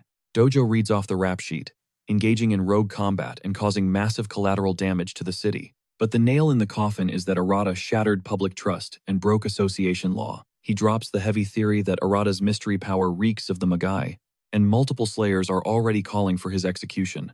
Ryo and Rei are stunned into silence until Rei steps up, telling Dojo that she will take full responsibility since he is under her Navy Guild jurisdiction. Dojo shuts it down, stating they are proceeding with a full interrogation to dissect his true nature and expose his connection to the dark side. Dojo drops a bomb on the team. Arata's link to the Magai might be their only ticket to uncovering the truth. Shion instantly connects the dots, realizing HQ has already sixed an interrogator on the poor kid, forcing her to feel for him. Dojo then orders the Gold Slayers to stay frosty. They're expecting some chaotic movements from the Magai. Rei hangs up, the gravity of Arata's hellish situation sinking in. Meanwhile, deep in the underground dungeon, reserved for top-tier threats, Inquisitor Ikazo Kamigari is having way too much fun tormenting Arata. He demands Arata spill every secret about the Magai, warning him that the kid gloves are officially coming off. Kamigari threatens to strike with enough force to peel the flesh right off Arata's bones. Face bloody and battered, Arata wheezes that he doesn't know a thing. Kamigari snaps, raising his whip high. But right before the strike lands, Rei bursts into the cell, screaming for him to freeze. She flashes her authority, ordering the torture to stop. Kamigari looks stunned to see high nobility in a dump like this. He asks for her paperwork. Rei bluffs, claiming she has authorization, and orders Kamigari to get lost, because she needs to grill the suspect solo. Kamigari exits, but drops a shady warning about breaking protocol. Alone now, Rei eyes Arata's injuries and asks if he recalls going full monster mode before his rampage. Arata looks confused. His memory cuts out right after his duel with Takura. He remembers ending his brother, then, darkness. Rei reveals Aoi was the one who jumped in to stop him from finishing the job. Arata freezes. Then the second blow. Aoi got caught in the crossfire. She's currently in the infirmary getting patched up. Arata crumples, guilt washing over him. He mutters that he deserves every bit of this pain. He adds that he's completely empty inside, because he had to watch the only person he loved, his brother, die right in front of him, while he was powerless to stop it. Mid-pity party, an alert chimes. Aoi just entered the rift for a suicide rescue mission. Rei's face drops. Arata panics, asking what happened. Rei explains they lost comms with a squad of Silver Slayers, and Aoi forced her way into the danger zone despite her injuries. Rei decides she needs to radio Dojo. Arata is about to crash out completely, but Rei grips his shoulder hard. She tells him he can't rewrite the past, but as long as he breathes as a Slayer, he can still change the future. Voice cracking, Arata whispers that he has nothing left. Rei admits she can't prove his innocence yet, but she feels a spark in him. With a snap, she shatters his chains. She tells him she's betting on her gut instinct, freedom, but suddenly, Kamigari struts back in. He smirks. HQ just confirmed she never had permission. The bluff is busted. He sneers that even a guildmaster isn't immune to the law, especially one protecting a criminal. No mercy. Kamigari uncoils his whip, stalking toward her. He notes the room's magnetic field jams all skill activation. Plus, the whip he's holding breaks the sound barrier. He's holding all the aces here. Rei is powerless without her magic. Kamigari looks manic. He's always wanted the chance to humble a gold slayer. He lunges, aiming to maim, but Rei casually kicks him in the sternum, rearranging his internal organs. In shock, Rei coolly mentions she'll get that permission after she's done here. Another ping, no reinforcements can reach Aoi. She's on her own. Rei turns to Arata. Regretting yesterday won't change a thing, but the choice he makes right now defines who he truly is. The words hit Arata like a truck. He realizes he's lost everything, but he still has comrades fighting in the mud. He decides right there. He's never losing someone precious again. Eyes burning with resolve, he vows to save Aoi no matter the cost. Rei smiles. The deal is, everyone survives. Then they feast on barbecue together. Arata bolts, hunting for an exit. Suddenly, he runs into 3 officials, blocking his path to capture him. Arata freezes, unsure how to handle friendlies. Before he can think, Rio slides onto the scene, teasing Arata for getting his ass locked up so fast. Rio asks what the plan is now that he's free. Arata replies he's going to do exactly what needs to be done. Rio grins, asking if this is about the brother he mentioned earlier. Arata shuts him down cold. No deal. He locks eyes with the guy. He has one mission, save his squad. If he pulls this off, he couldn't care less about the consequences. Rio freezes. That look? That's the spark of a true slayer burning in Arata's eyes. Rio steps up, putting it all on his shoulders. He tells the suits to back off. Arata is his responsibility now. He's got him on a short leash. Tell Dojo I called it. That shuts them up. With the red tape cut, Rio signals it's go time. Arata stares for a split second, total respect before sprinting after him. No looking back. They hit the rift's edge in seconds. Rio doesn't waste time. What did you mean your crew is in trouble? Arata drops the bomb radio silence from multiple slayers. Rio frowns. A silver-class fisher should have been sealed by now. Something is wrong. Arata's gut twists. Where is Aoi? Panic starts creeping in. Zero hesitation, they plunge into the abyss. They land in a dense, suffocating jungle, forest-type dungeon. Great. Rio scans the perimeter. The mobs are gone. The path is clear. That only means one thing. The boss is waiting. Arata drops to one knee, syncing with his suit, tracking them now. Rio raises an eyebrow. Enemy detection skill? The kid is leveling up faster than expected. But before Arata can lock on, ambush! A beast lunges from the shadows. Rio doesn't even flinch, just backhands the thing into oblivion, with a blast of pure firepower. Another freak jumps from the right, aiming for Arata's throat. Big mistake. Arata's patience? Gone. Get out of my way! With a clean, brutal stroke, Arata slices the beast in two. Rio watches, impressed. The kid is not the rookie he saw last time. He has evolved. Arata refocuses, scanning the area again, and then, a glitch. Something feels off. Heads up, Rio, incoming. Through the trees, a silhouette stumbles forward. It is one of the missing silver slayers. Arata's face lights up. She is beat up bad, but she is breathing. Someone actually survived. They sprint to her side. Report! What happened? She is gasping, babbling about a slayer, turning into a monster. Suddenly, crunch. A shadow lunges and sinks its teeth into her. Rio and Arata skid to a halt, brains trying to process the nightmare. She starts hacking up blood. Dark energy explodes from her skin. The transformation isn't slow, it is violent.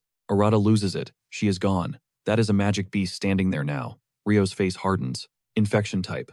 Worst case scenario. The thing that used to be an ally shrieks and launches itself at Arata, ready to tear him apart. But Arata freezes. He doesn't see a monster, he sees a human. He sees his brother. His grip slips. He is shaking. Rio spots the hesitation and roars. Snap out of it. Claws swipe inches from Arata's neck. Rio yanks him back just before his head rolls. You good? Rio barks. Arata is drenched in cold sweat, shaking like a leaf. I can't kill people, Arata stammers. Rio grabs him. That thing isn't people anymore. 2 more infected charge. Rio steps in, fists blazing. Boom. 1 fiery haymaker later, they are ash. Rio dusts off his hands. It is the boss. It is turning players into pawns. 1 bite, and you join the horde. Arata opens his mouth, but Rio cuts him off. Those guys? They hesitated. Just like you. That is why they are dead. Now it makes sense why the squad got wiped. Rio powers up, flames dancing around him. If one of these things breaches the surface, game over. It will be a massacre. We end this here, now. The ground shakes. A massive, terrifying pressure floods the clearing. The boss is here, a grotesque nightmare of teeth and flesh. Then, a familiar figure steps out. Aoi. Arata's heart soars. She made it. Or so he thinks. Black miasma erupts from her body. She collapses, screaming in agony. Medic, we need a healer. Arata scrambles to her, panic mode fully engaged. Aoi grabs his arm weakly. Stop. It is too late. Sorry, I couldn't protect them. She shifts her shoulder. A bite mark. Infected. Her skin starts to gray. Hey, I'm glad I met you, Arata. Even if it wasn't for long. Finish the mission for me. Arata screams. A raw sound of denial. Don't you dare turn. Fight it. He is desperate, clinging to a lie. Aoi squeezes his hands, hard. Listen to me. Trust yourself. Her eyes lock onto his, fierce even now. You are going to be a legend, Arata, the greatest slayer of them all. And with that, she is gone. Her body hits the dirt. Her final words shatter Arata's mind, triggering a scream of pure, gut-wrenching anguish. Rio spins around, dropping the hard truth. Infection rate is 100%. Suddenly, the boss monster lunges for the kill, but Rio tanks the hit, blocking with his bare arms. Meanwhile, Arata is frozen, watching Aoi's body morph in horror, unable to comprehend why the mutation continues even though her heart has already stopped. Desperate, Arata starts scrambling for a loophole, convinced there has to be a mechanic to halt the process. He's deep in his own head, when Aoi's corpse springs up like a puppet on strings. Her appearance is grotesque and alien, but Arata refuses to process the nightmare standing in front of him. While still grappling with the massive boss, Rio bellows at Arata, warning him that the girl is gone, she's a magic beast now, and he needs to kill his emotions. Rio orders him to put her down immediately, screaming that once humanity is lost, there is no reset button. Exactly as predicted, the feral Aoi goes for Arata's throat, throwing a wild haymaker. Arata attempts to defend himself, but his body refuses to harm her. Instead of countering, he executes a frantic backstep to evade the strike. Voice trembling, Arata confesses he can't pull the trigger on her. Rio curses and disengages from the boss, deciding to handle the dirty work himself. But Arata intercepts him, shielding the monster because she's the last friend he has left, and he can't bring himself to sever that bond. Rio roars back, warning Arata that his hesitation is a death sentence. Rio insists she's just a husk, but Arata is deep in denial. They are locked in this verbal standoff. When the boss monster capitalizes on the drama, lurking behind them for a sneak attack, Rio's combat instincts flare, and he yanks them both to safety at the last second. Rio re-engages the alpha, while Arata remains paralyzed by his own weakness, sobbing about how he can't handle another loss. He starts frantically cycling through every ability in his arsenal for a fix. Suddenly, a lightbulb moment, he remembers the vassalization skill he looted earlier. It's basically a necromancy perk, allowing him to control the dead. Arata realizes this is his only exit strategy, despite the massive ethical red flags. He justifies the means, deciding that a bound Aoi is better than a dead one, even if she's just a hollow shell. Arata ditches the doubt and triggers the ability, committing fully to the forbidden technique, because the trauma of losing someone else is too much to bear. Aoi is engulfed in a sinister violet shadow as the skill takes hold. A few seconds later, a system ping confirms the process is finalized. In a twisted turn of events, Aoi undergoes a total makeover and bends the knee to Arata, acting like a loyal soldier greeting her commander. The system updates with new stats. The entity before him is a half-demon named Chiharu Toyo, now his bound servant. Arata approaches tentatively, calling her name to check for recognition. The skill definitely worked, but her vibe is completely alien compared to the real Aoi. Arata figures he successfully hacked the infection process, but the person inside might be gone. Rio barks at him again, insisting that thing is not human anymore. Arata claps back, arguing that since she's his vassal, the threat is neutralized. Rio's jaw drops, completely baffled by where Arata picked up such a broken ability. Meanwhile, Arata is holding on to the hope that since the beast conversion wasn't total, he can reverse engineer a cure someday. Suddenly, Aoi's face contorts into pure rage, and she beelines straight for the boss. She goes for a lethal slash, but the boss chomps down on her arm. Shockingly, she remains unfazed, completely immune to the infection now. Aoi pays the monster back instantly, delivering a crushing throat chop. Arata finally tags into the fight, leaping with a devastating strike that bisects the boss, instantly vaporizing it into dust. A system notification pops up, confirming the clear condition. Boss defeated, rift collapsing. When the squad finally warps back to the guild, Rei freezes in shock, unable to reconcile the demon girl with her friend. She demands to know what happened, and Rio spills the tea, explaining that Aoi was on the brink of monstrosity when they found her, thanks to a bite from the alpha. Arata drops the bombshell about his vassalization skill, explaining he looted it from a previous enemy and inherited the power. He admits to Rei that it was a desperate, last resort move, but it was the lesser of two evils compared to erasing Aoi's existence. He explains that by binding her soul, he halted the corruption, and now she is under his absolute command. Rei is struggling to process this info dump and nervously whispers Aoi's name. To everyone's absolute shock, the demon girl echoes Rei's name back. The whole team is shook. Rei freezes, mind reeling as Aoi speaks. Who are you? She snaps. The voice isn't Aoi's, it's Toyoi, a magic beast taking the wheel. But Toyoi drops a bombshell to calm the room. Don't panic. Aoi's consciousness is still tucked away deep inside my mind. She admits she's a beast, sure, but she's an anomaly, a creature wired to feel every single emotion in the room, unlike her kind. Arata lights up. That tiny sliver of hope, it just became a lifeline. If Aoi is in there, she's alive. It means they have a fighting chance to drag her back to the surface one day. But Rio isn't buying the fairy tale ending just yet. He shoots Arata, a skeptical glare. You really think this thing won't snap and slaughter people just because you say sit? Arata doesn't flinch. Eyes burning with resolve, he declares, I'm betting my life on it. She won't. Rio crosses his arms, unimpressed. Big words. How exactly do you prove a ticking time bomb won't explode on a whim? Rei winces. She hates to admit it, but Rio's logic cuts deep.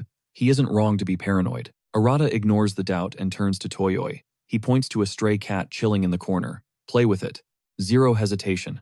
Toyoi beams, bounds over, and starts gentle petting the kitty like it's the most precious thing on earth. Rei's jaw hits the floor. The beast is gone. For a split second, all Rei sees is Aoi loving on that cat. Even Rio is shook animals.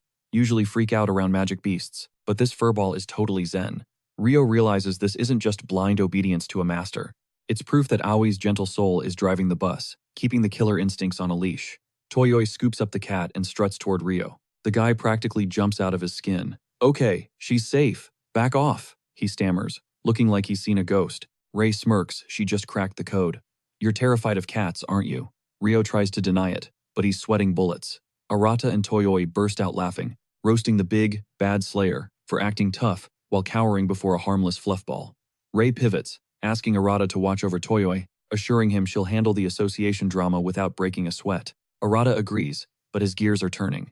He knows they're going to need Toyoi's raw power for the nightmare heading their way. Keeping her close is strategic survival. He looks the beast dead in the eye. I need you fighting by my side. He's not asking, he's recruiting. Toyoi doesn't blink, grinning with pure loyalty. As your vassal, I've got your back. Always. Meanwhile, the association's scanners are screaming. Massive geomagnetic spikes everywhere. It's the red flag they've been dreading. A catastrophic, large-scale rift is resurfacing. Dojo gets the code 0 alert and doesn't even flinch. He orders the mobilization, totally unsurprised. He's been waiting 17 years for this rematch. He glances at a faded photo on his desk, younger him, and a blurred-out figure. The ghosts of the past are knocking. At the Navy Guild, Rei gets the ping. Code 0.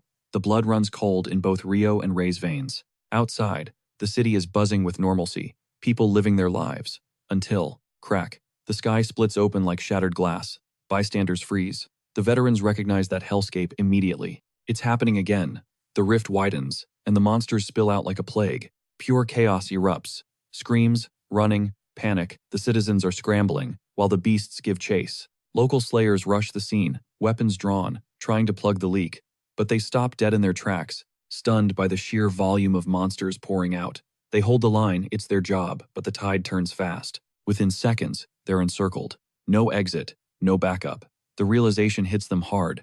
They are totally screwed. There is no way they can contain this swarm. Suddenly, the whole mob gets incinerated in a blazing inferno. Whoosh. As the smoke clears, the rookies look up to see the Gold Slayers walking through the flames like bosses. The relief is instant, the heavy hitters have entered the chat. But the danger isn't over. The rift's aura is toxic. Civilians are already warping, twisting into monsters. Rio barks orders to the squad. Get these people to the safe zone. Now.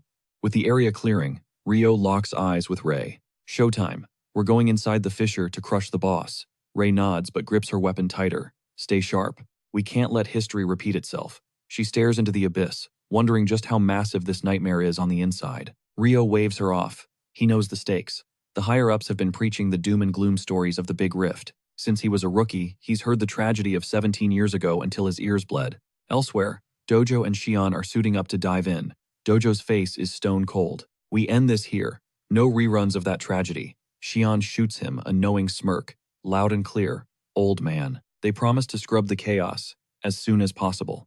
Meanwhile, Takuto gears up to dive straight into the hellhole. He's been itching for this moment for ages. Just as he steps into the abyss, Arata and Toyoi pull up, and Arata drops the intel on Takuto that they're holding the fort on the outside, direct orders from Rei herself. Before dipping out, Rei challenged Arata to walk the walk, fight like a true slayer, since who knows when the main squad is returning. Sticking to the game plan, Arata and Toyoi go beast mode on the local mobs, shredding them while pulling civilians out of the fire. A rescued mom comforts her sobbing kid, stroking his hair and reminding him she never lied. She told him the slayers always show up.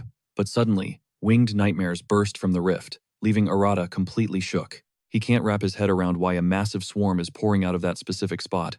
Panic sets in. These airborne freaks are a totally new species, and that spells major trouble. Out of nowhere, a flyer dive bombs the mom and kid Arata just rescued. Just as it's about to make impact, Arata slices it in half with his soot blade. He sprints over to the family, checking if they're good. The mom gives a shaky thumbs up and thanks him, but Arata's eyes are glued to the sky, and realizes it's a horror show. Those winged beasts are everywhere. If they scatter, the containment fails big time. Arata's brain goes into overdrive. He yells to Toyoi that the mobs are weak, but there's a huge tactical disadvantage. The enemies have air superiority, and the slayers are stuck on the pavement. Before they know it, the sky turns black as they multiply like angry wasps, more pouring from the rift. Arata snaps at Toyoi. "We can't just stand here. The whole zone's gonna get leveled if we don't act now." Arata realizes speed is the name of the game. He launches a rapid-fire barrage of soot bullets at the swarm. He snipes a few, but they're zooming around like fighter jets. Picking them off one by one is going to take forever, and just stalling isn't enough. Arata knows if these things break containment, other districts are toast. He needs to wipe them out while they're clustered. Right on cue, a trio of slayers enters the fray. They're stunned by the new airborne threats. The squad leader barks orders to the tanks. Shield the civilians. Snipers and mages provide cover fire for Arata. Arata's adrenaline spikes. He's hyped to annihilate the entire swarm and stop his city from turning into rubble. But a naggy voice in his head whispers that his current efforts are falling short. He needs a massive debuff, fast. Arata bets everything on a creative use of his soot skill. He locks in, digging through his combat experience. He's done this grind before. That muscle memory is his lifeline. Boom. Arata unleashes a massive tsunami of black soot from his hand, blanketing the entire battlefield. It swallows every single beast. Once they're trapped in the cloud, he triggers the hardening phase, turning the soot to stone and freezing the beasts in midair. It's working, but Arata realizes this massive AoE is draining his mana bar at insane speeds. If he doesn't squad wipe them now, it's game over. Arata pours more density into the soot, using gravity to yank the monsters out of the sky. Now that they're grounded, Toyoi jumps in, slicing through the immobilized mob like butter. Arata clears the trapped wave in a single stroke. He realizes his control over the soot is smoother than ever. Riding that momentum, he decides to purge the rest of the swarm. He flares his aura again, muscles screaming in protest as he winds up for another one-hit finish. This time, he manifests a colossal greatsword made of pure soot. With the targets lined up, he cleaves through the horde, securing the perimeter instantly. The backup squad just stares, jaws on the floor. The civilians erupt into cheers. The nightmare is finally over. Arata collapses, totally drained. A slayer rushes over to help, telling him that, thanks to his clutch play, the sector is safe. It looks like the coast is finally clear. No more waves incoming. The slayer hauls Arata to his feet. Inside, Arata is just glad he held the line. The rest is up to the gold-tier heavy hitters now. He finally gets the terror of a major rift, but something feels off. That fight was almost too easy. Suddenly, the slayer's comms buzz. HQ is burning. Arata's blood runs cold. If this HQ burns, it's game over. The entire command chain collapses right here at the central complex, the heart of the Earth Guild, or the Seiwa Guild, as the locals call it. This isn't just a building. It houses the command pillar, controlling every single Slayer operation. We're talking about the nationwide Slayer system, the digital brain tracking every magic rift in history. This is the nerve center, pushing missions to the guilds. It's got the armory, the medical wing, the loot distribution center, training grounds, the brig for rogue slayers, and even the media PR hub. Basically, its influence reaches every inch of the country. If this fortress falls, the entire Japanese defense grid against magic beasts goes offline. Inside, Kohakudo, a silver rank protege, under dojo, steps up to the plate. He's barking orders, demanding the slayers evac all non-combatants to keep the civilians safe. He orders the regulars to buddy up and stay tight, while the bronze ranks lock down the core tech and report any movement. The silver ranks, they're on offense, tasked with crushing the wave of beasts trying to overrun the base. Voice steady, Kohaku tells the squad. They have to hold the line because the gold-tier heavy hitters are MIA. Kohaku glances out the window and sees the sky swarming with flying nightmares. He's confused. Why the sudden invasion? They're miles away from any major fissure. It clicks. These monsters waited for Dojo and the elites to leave town before launching their ambush. He wonders if the barrier around the rift failed them, Squinting into the chaos, he realizes the frontline defenders are getting absolutely wrecked. To make matters worse, the guys left behind are raiders built for DPS, not tanking defense, which puts them at a huge disadvantage. Suddenly, a report comes in. The infirmary is ablaze. Kohaku freezes, stunned that the enemy pushed that deep already. No time to think, he sprints toward the medical wing, shouting at the Slayer next to him to get a full sit rep so they aren't fighting blind to the situation. As he runs, anxiety creeps in. Is he ready for this responsibility? Dojo left the association in his hands. He busts into the infirmary and finds it crawling with beasts, thrashing the place. A monster lobs a fireball at his face, but Kohaku dives, barely dodging the heat. Furious, Kohaku roars at the creature, telling it this is a no-fly zone for monsters. He analyzes the battlefield. Fire types and wind types teaming up, using the smoke as cover. Wind is his kryptonite. He hesitates, wondering if rushing the fire beast is the right play. Suddenly, Arata and Toyoi crash the party. Scanning the inferno, Arata confirms the HQ is definitely toast. He didn't want to come here, but looking at this mess, he's got zero choice. Arata turns to Kohaku, declaring he'll handle the fire so Kohaku can focus on the mobs. Kohaku is ticked off. Who is this random guy? Barking orders? Then he squints. That's Arata, the fugitive irregular. And the girl with him? She reeks of a monster's aura. Arata ignores Kohaku's glare and powers up his suit to fight the blaze. Kohaku's jaw drops as Arata extinguishes the massive fire with a single, high-powered blast. Even if Arata is a rogue element, Kohaku decides they're on the same side today. A monster lunges at Arata, but Kohaku steps in, turning the beast to stone instantly. Kohaku smirks, joking that he just added a new statue to his collection. He slams his hand on the floor, summons a wicked spear, and charges the petrified enemy. He drives the spear home, shattering the stone monster into dust. Kohaku turns to Arata, telling him he's on temporary probation until the base is secure. The mission is simple: exterminate every last beast in the building. Arata nods, totally on board. Inside, Arata is actually relieved to be fighting alongside a prodigy, the guy who snagged the Seiwa Guild's #2 spot. So young. Even if that petrification spell has a cooldown, the sheer power of it is insane. Arata gets an idea. Use his suit to replicate the hardening effect and seal the enemies. He pulls it off, and when Kohaku sees it, he's floored that Arata copied his signature move after seeing it once. With the room cleared, Arata gives props, telling Kohaku that spell was top tier. Kohaku quickly turns away, to hide his blushing face, muttering that that was nothing compared to his full power. Kohaku gets in Arata's face, demanding to know why he is spamming his skills like a total amateur and roasting his disastrous control. He warns the rookie that running on that kind of reckless autopilot is going to tank his MP bar and leave his defenses wide open. Kohaku drops the hard truth. Arata keeps gassing out because he skipped the tutorial and doesn't know the basics. Arata looks shook to hear this, since he actually has zero clue how his own abilities work. He's just been scrapping on pure adrenaline without a single strategic thought. Kohaku smirks, telling him to try not to be dead weight for the squad. However, Arata is spinning, totally confused about which objective they need to defend first now that they are in this mess. Meanwhile, over at the headquarters Divine Armory, Takura is busy looting high-tier weapons that definitely don't belong to him. He spots a legendary golden sword and decides it's finders keepers since the whole situation has gone to hell anyway. He decides he is going to be the main character who saves the day since the Gold Slayers are MIA. The second his fingers wrap around the divine blade, a massive surge of power floods his system, triggering a delusion that he has suddenly surpassed. The 5 heavenly kings. He lets out an unhinged scream, declaring himself the apex predator. Back in the fray, Arata, Kohaku, and Toyoi are mowing down monsters left and right across the headquarters. Kohaku is stressed, unsure if they need to prioritize defending the command center or the supply depot. After obliterating so many mobs, Arata pauses, wondering where these things are spawning from, because the radar was clear of magic beasts when they first pulled up to the HQ. Kohaku agrees, saying they need to figure this out, fast.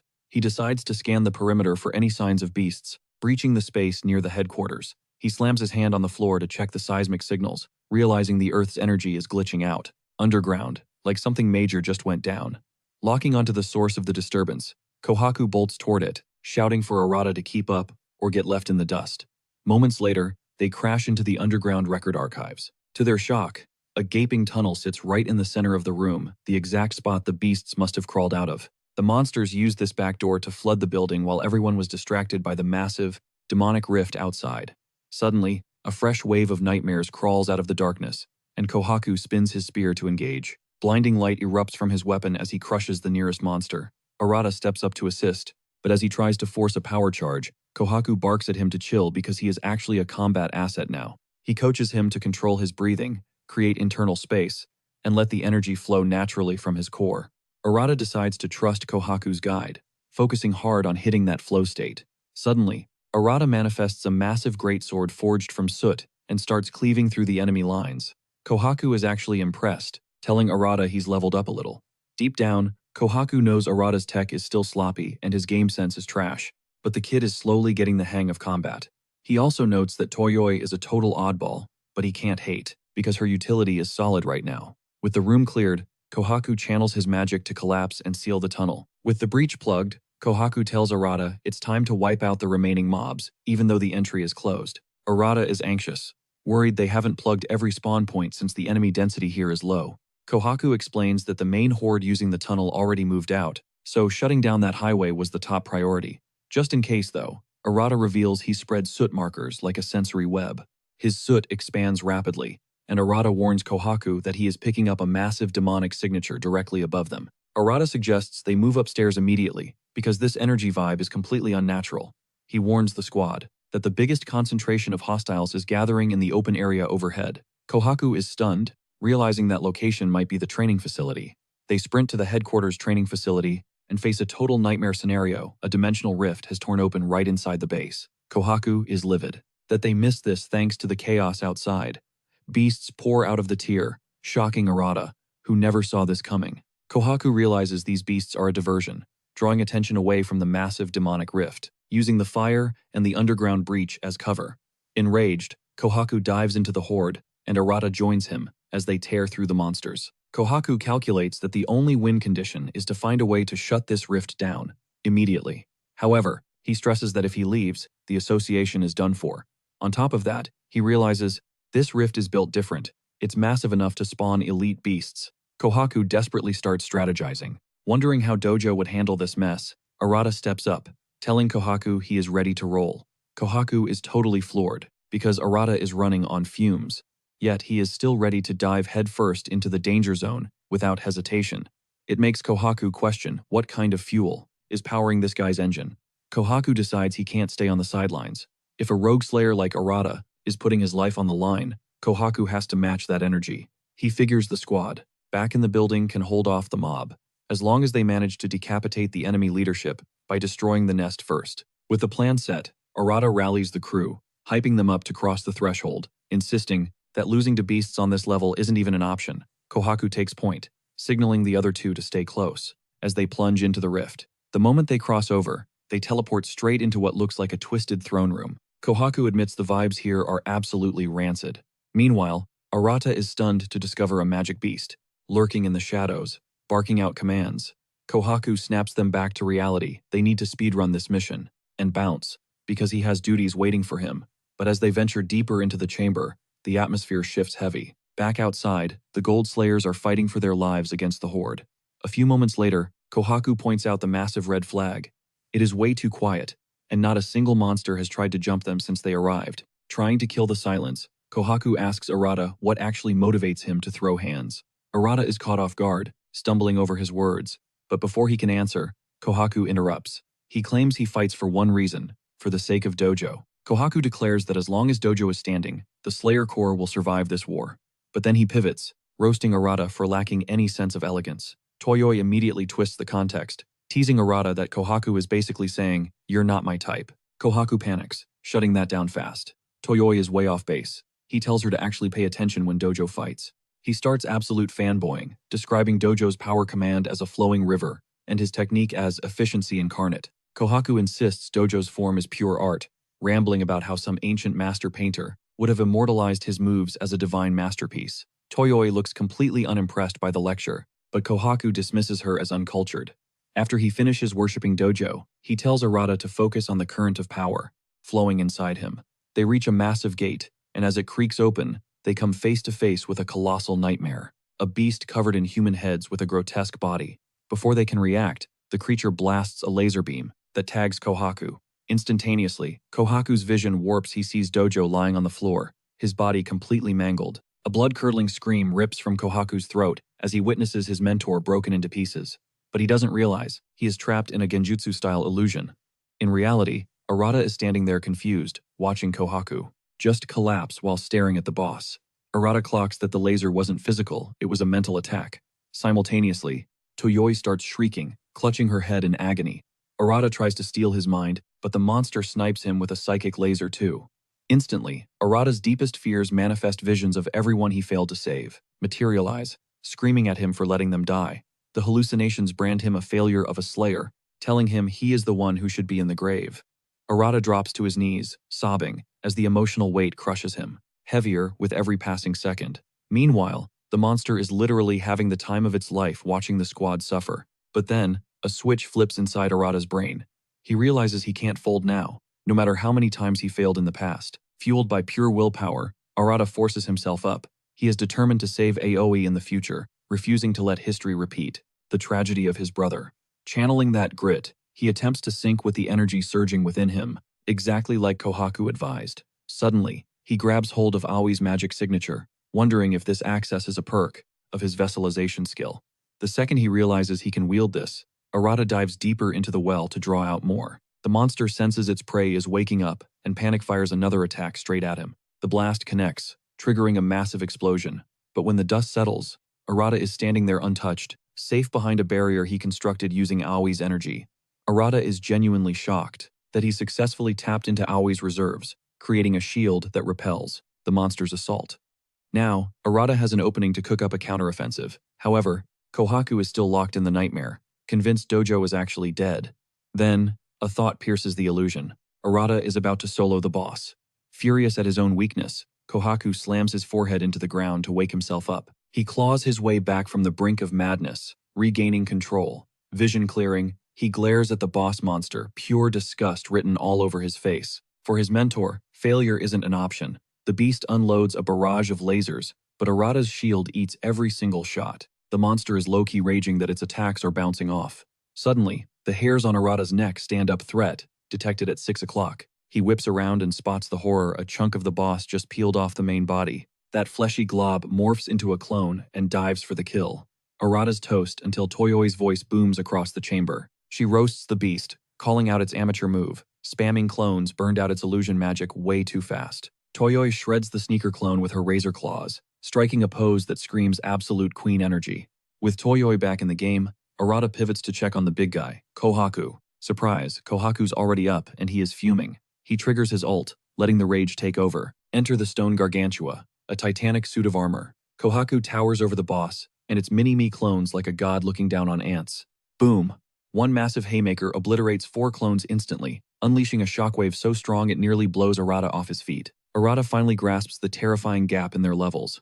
Kohaku looks straight up demonic, like he flipped a switch to a darker persona. The boss tries a cheap shot from the blind spot, but Arata's instincts are screaming. He sidesteps just as a fist slams down, pulverizing the concrete. Arata seizes the opening to strike back, but his blade bounces off the monster's thick skull. Kohaku catches the whiff and barks orders. Focus, refine your mana. Arata hesitates, totally lost on what refine is supposed to mean right now. But Kohaku knows the score. If Arata doesn't break his limits right here, this room becomes his tomb. Heeding the advice, Arata shuts his eyes, blocking out the chaos. He channels Aoi's essence, flooding his blade with pure energy.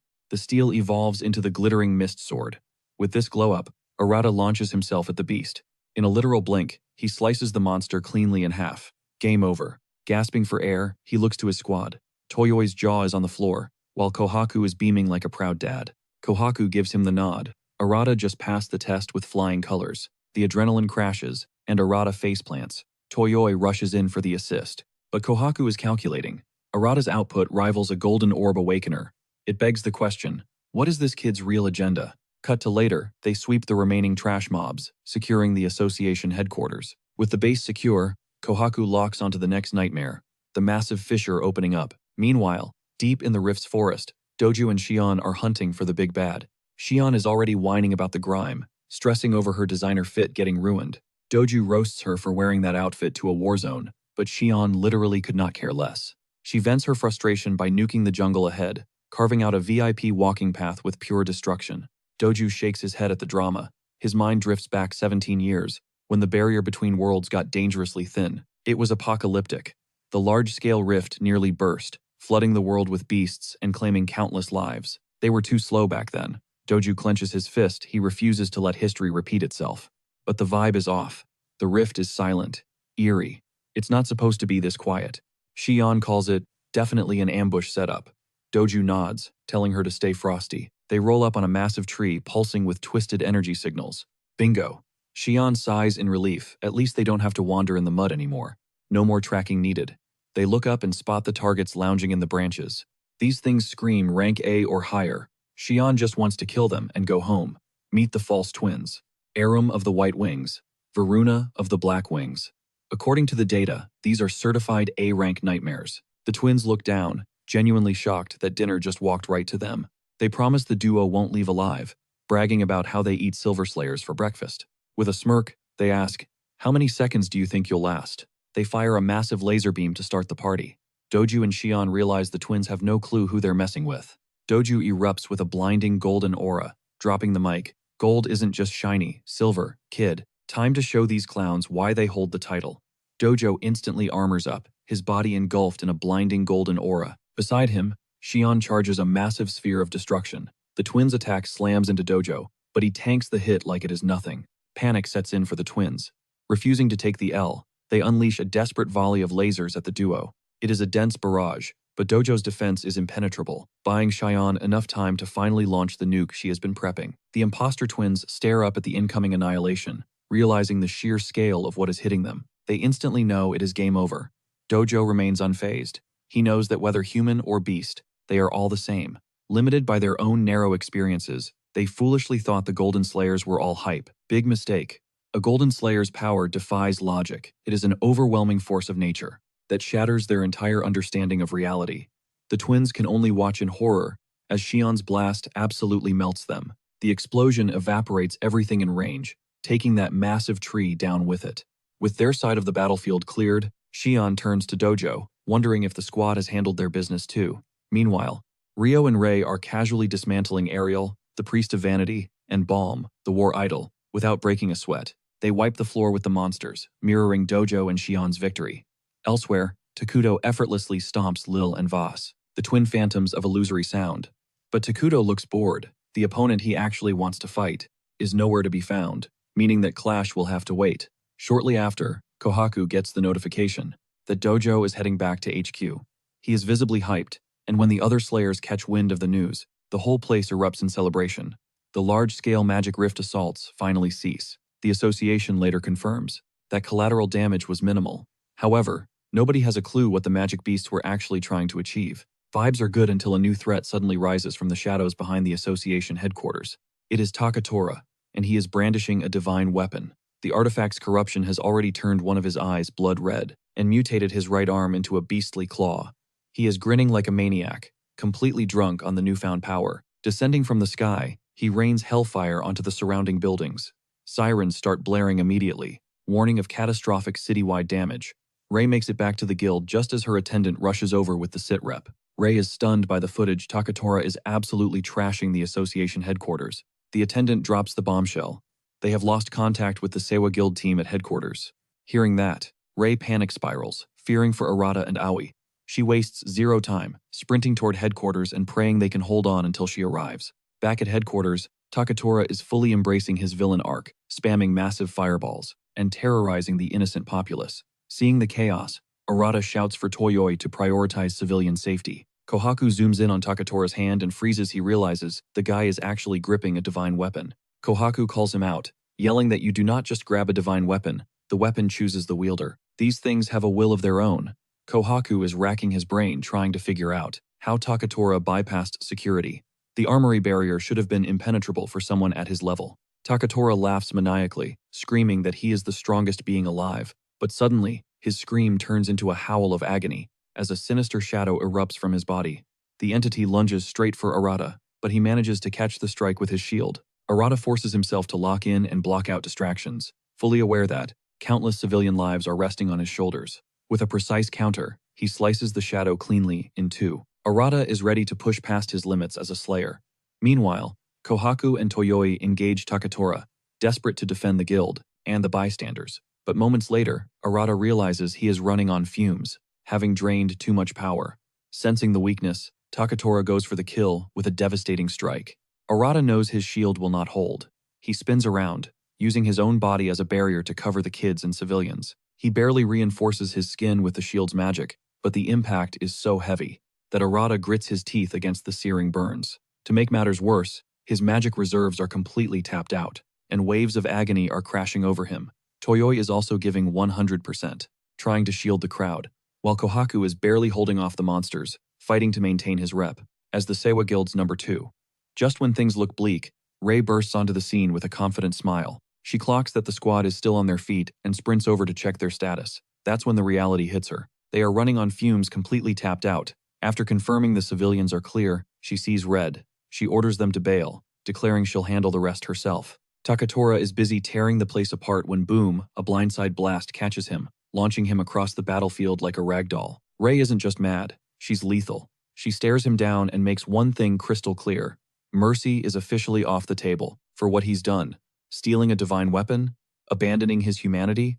She can't wrap her head around how low he's sunk. Panicked, Takura fires off a desperate magic volley, but Rei doesn't even flinch. She tanks the attack, walking through the smoke while telling him that he's about to get absolutely wrecked. Suddenly, raw energy explodes from her core, transforming her aura. This isn't the Rei we know. She's on another level. Meanwhile, on the way back to base, Dojo drops a bombshell on Shion. Rei is the Golden Slayer with the highest raw damage output in the game. Shion's jaw drops. She totally thought Dojo held that title. Dojo clarifies. Sure, he might have the edge in overall combat stats, but when Rei fights solo, it's a whole new ballgame. Shion pauses, totally lost.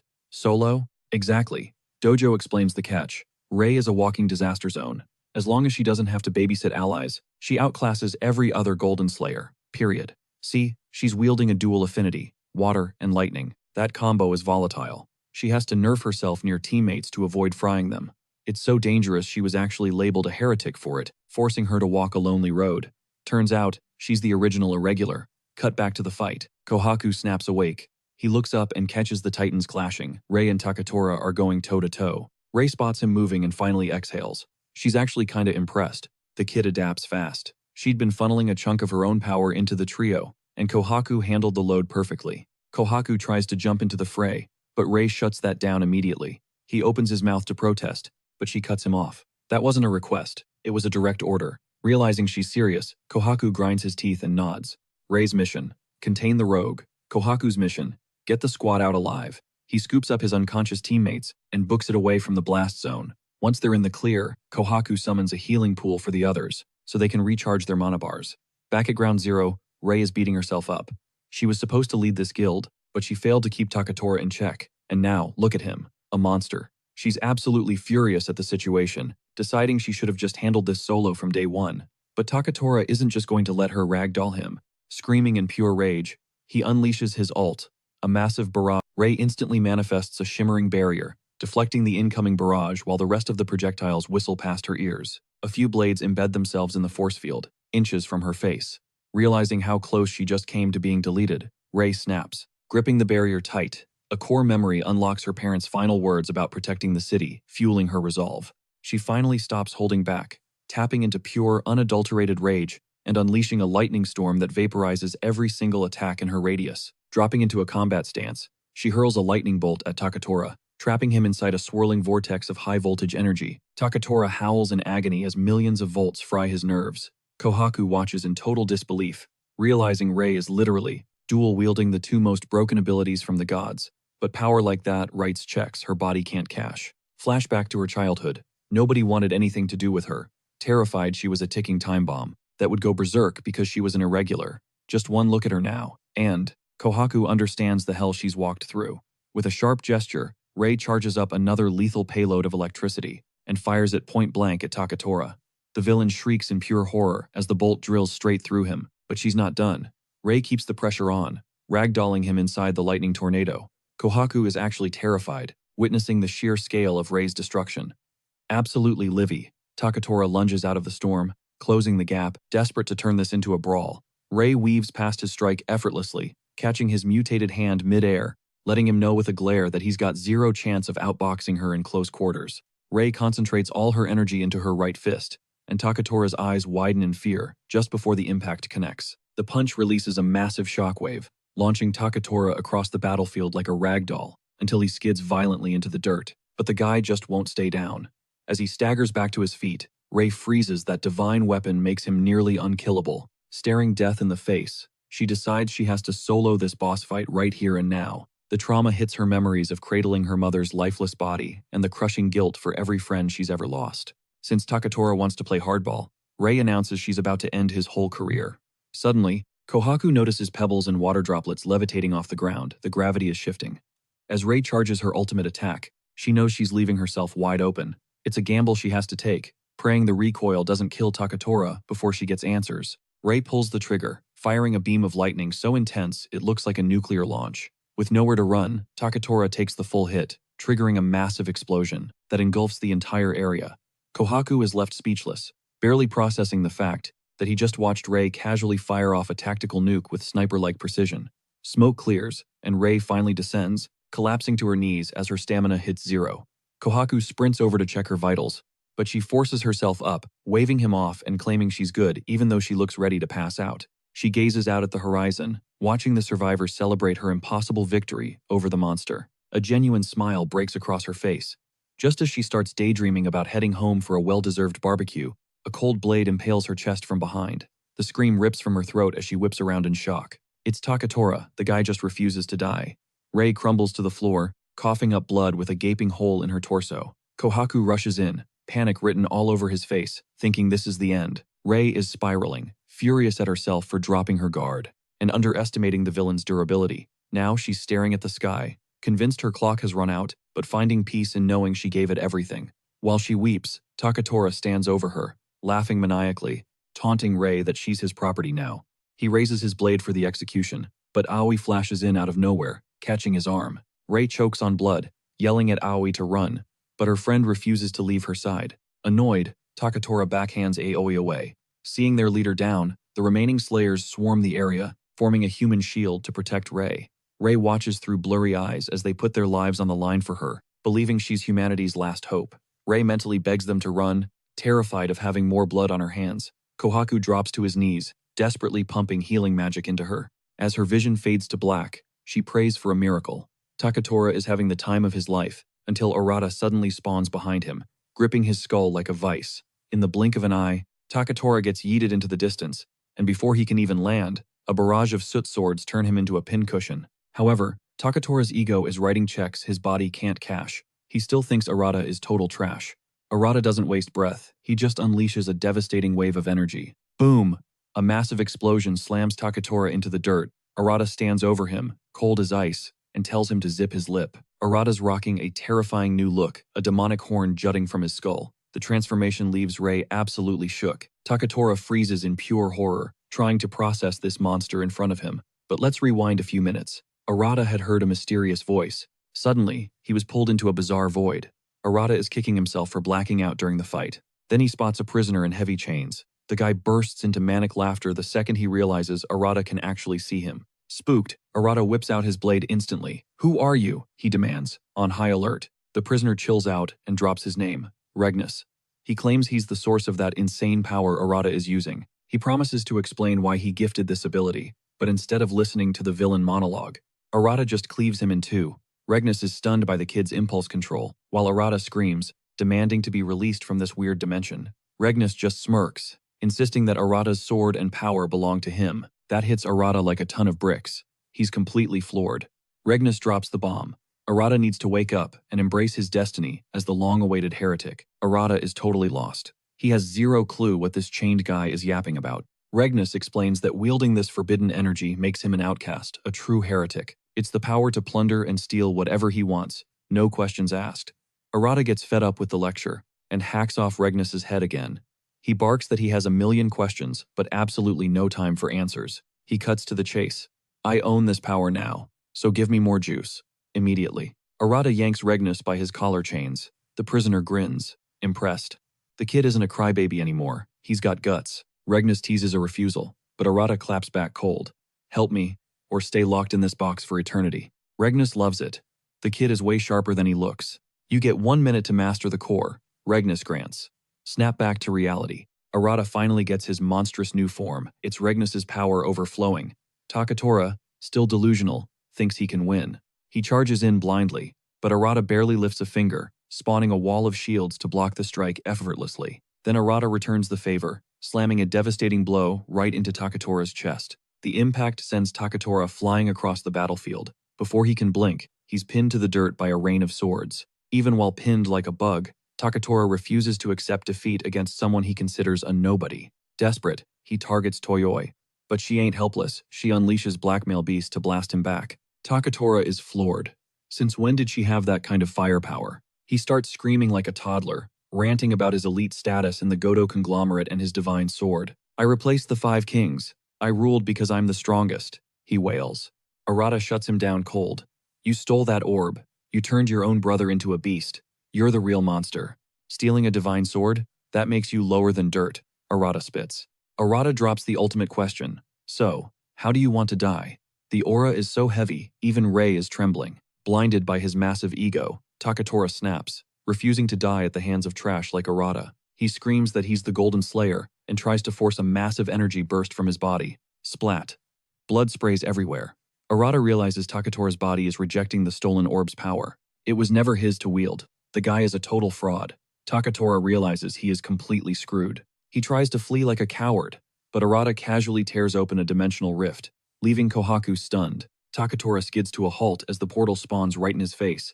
A hand shoots out and drags him in by his skull. Arata looks like a straight-up nightmare. Stop running, he whispers, toying with his prey. What do you think happens if I close this portal on your neck? Arata asks.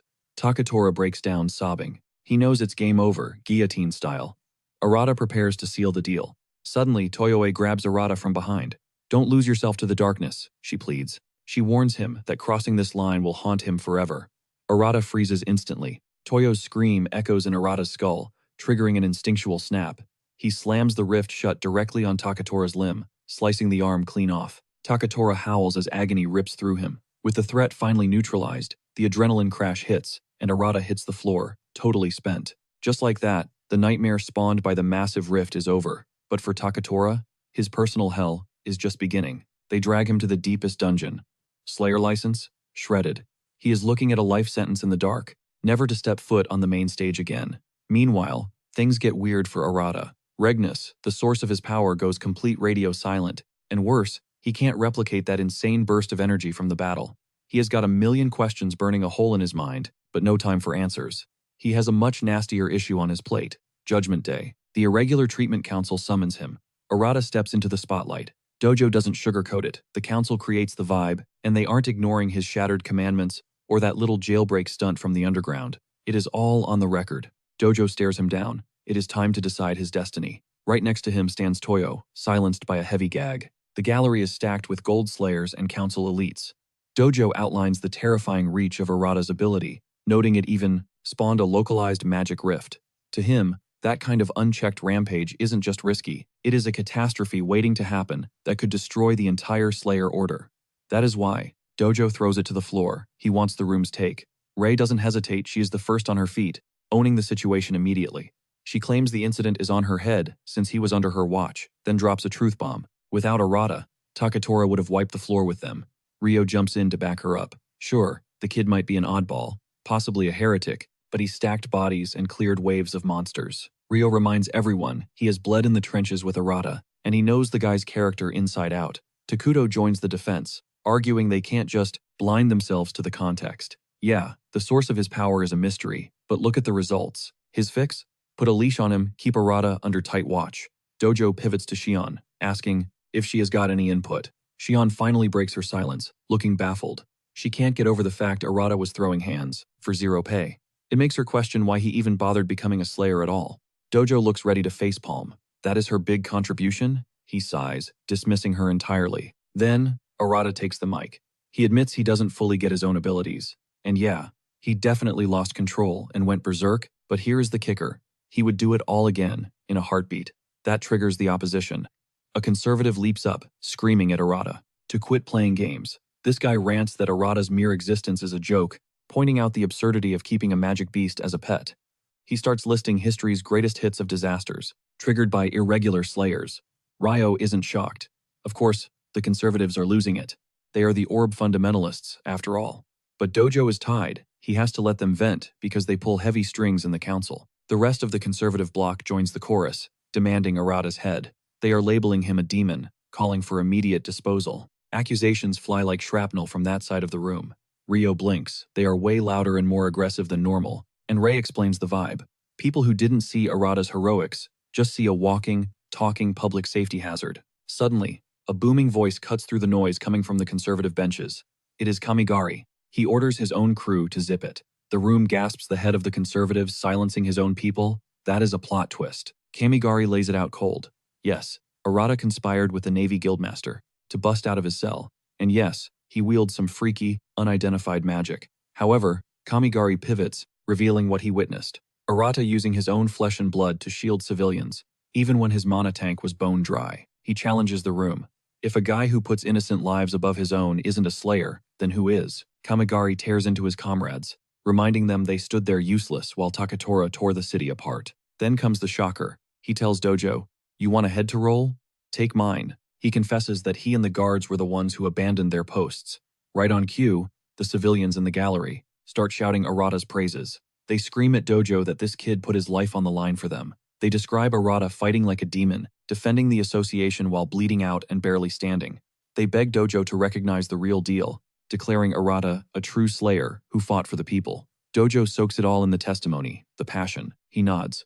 The answer is clear. With zero objections left in the room, Dojo makes the call. Arata is officially a slayer. Bronze rank Dojo drops the verdict. Arata is officially safe, shielded by the Navy Guild's massive umbrella. Ray lets out a breath she has been holding forever, relief washing over her that the chaos has finally settled. Then Kamigari strides past Ray, cool as ice, clarifying he only made his move because Arata saved his sister. The guy just hates being in debt to anyone. Dojo isn't finished though. He orders Arata to keep grinding as a slayer, to prove his resolve and stack up achievements for the public eye. But he drops a heavy warning. If Arata ever slips up, the association won't hesitate to bring the hammer down again. With the deal sealed, Dojo pivots his glare to Rio and Ray, the masterminds behind the prison break and the unauthorized deployment. Arata finally walks free from that intense hearing, officially clutching his shiny new Slayer badge. Meanwhile, Toyo is crashing at Ray's crib. Even though Arata never asked for this badge, he has no choice but to roll with the punches. But reality hits hard. When he gets home, his locker is stuffed with enough overdue utility bills to drown him. Suddenly, he is thanking his lucky stars for that Slayer gig, because otherwise, he would be completely broke. He is still stress sorting through the envelopes when bam, a silver-haired blurry tackles him out of nowhere. The mystery girl is beaming, looking absolutely hyped to see Arata, like she has been waiting centuries for this moment. While Arata is totally bewildered, she clings to him, casually asking if he will let her slice him open for science. She has this creepy, hungry look in her eyes, begging to see his insides.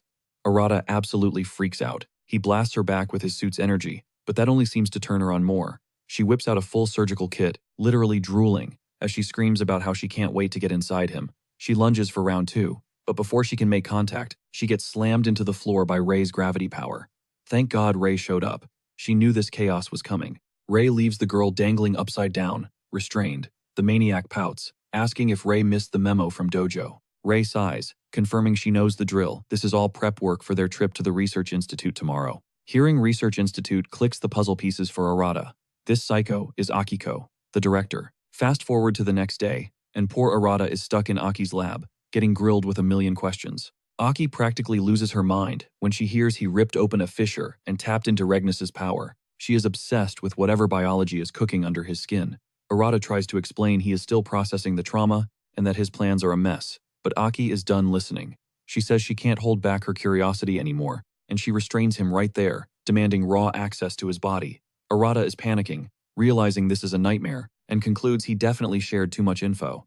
Too late, Aki triggers her signature skill. It is called the virtual autopsy. She uses a water mirror scalpel to dissect him without actually cutting flesh. It allows her to peek inside without the gore. Arata is terrified, but Ray steps in, admitting that while Aki is a total headache, her tech is the real deal. She tells Arata to trust the process. Ray even admits she was terrified her first time on the table too. Calming down slightly, Arata demands to know what kind of ability this is. He has never seen a Slayer wield power like this before. Meanwhile, Aki is staring at the data, completely blown away by what she is seeing in Arata's biology. She reveals that Arata's internal structure is not just unique, it is fundamentally different from a normal Slayer. She drops the diagnosis. Arata shares an origin with the Magai because his traits match the monsters. Arata admits he is clueless, though he feels the power settling in his bones deeper than before. Then Aki drops the mic. His body is the key to unlocking the door to the demon realm. Arata is stunned, having zero clue what that actually implies. She pivots, asking if he knows what a magic rift is. Arata gives the textbook answer: a crack releasing dark souls, basically a pop-up dungeon that vanishes once the boss is slain. Aki nods, but goes deeper. It is like a limited time event, sure, but she tells him there are structures inside proving history has been altered, and some Magai can even speak human languages. They form strategic parties with specific goals. That means these aren't just random spawns. It is proof they have an entire civilization on the other side.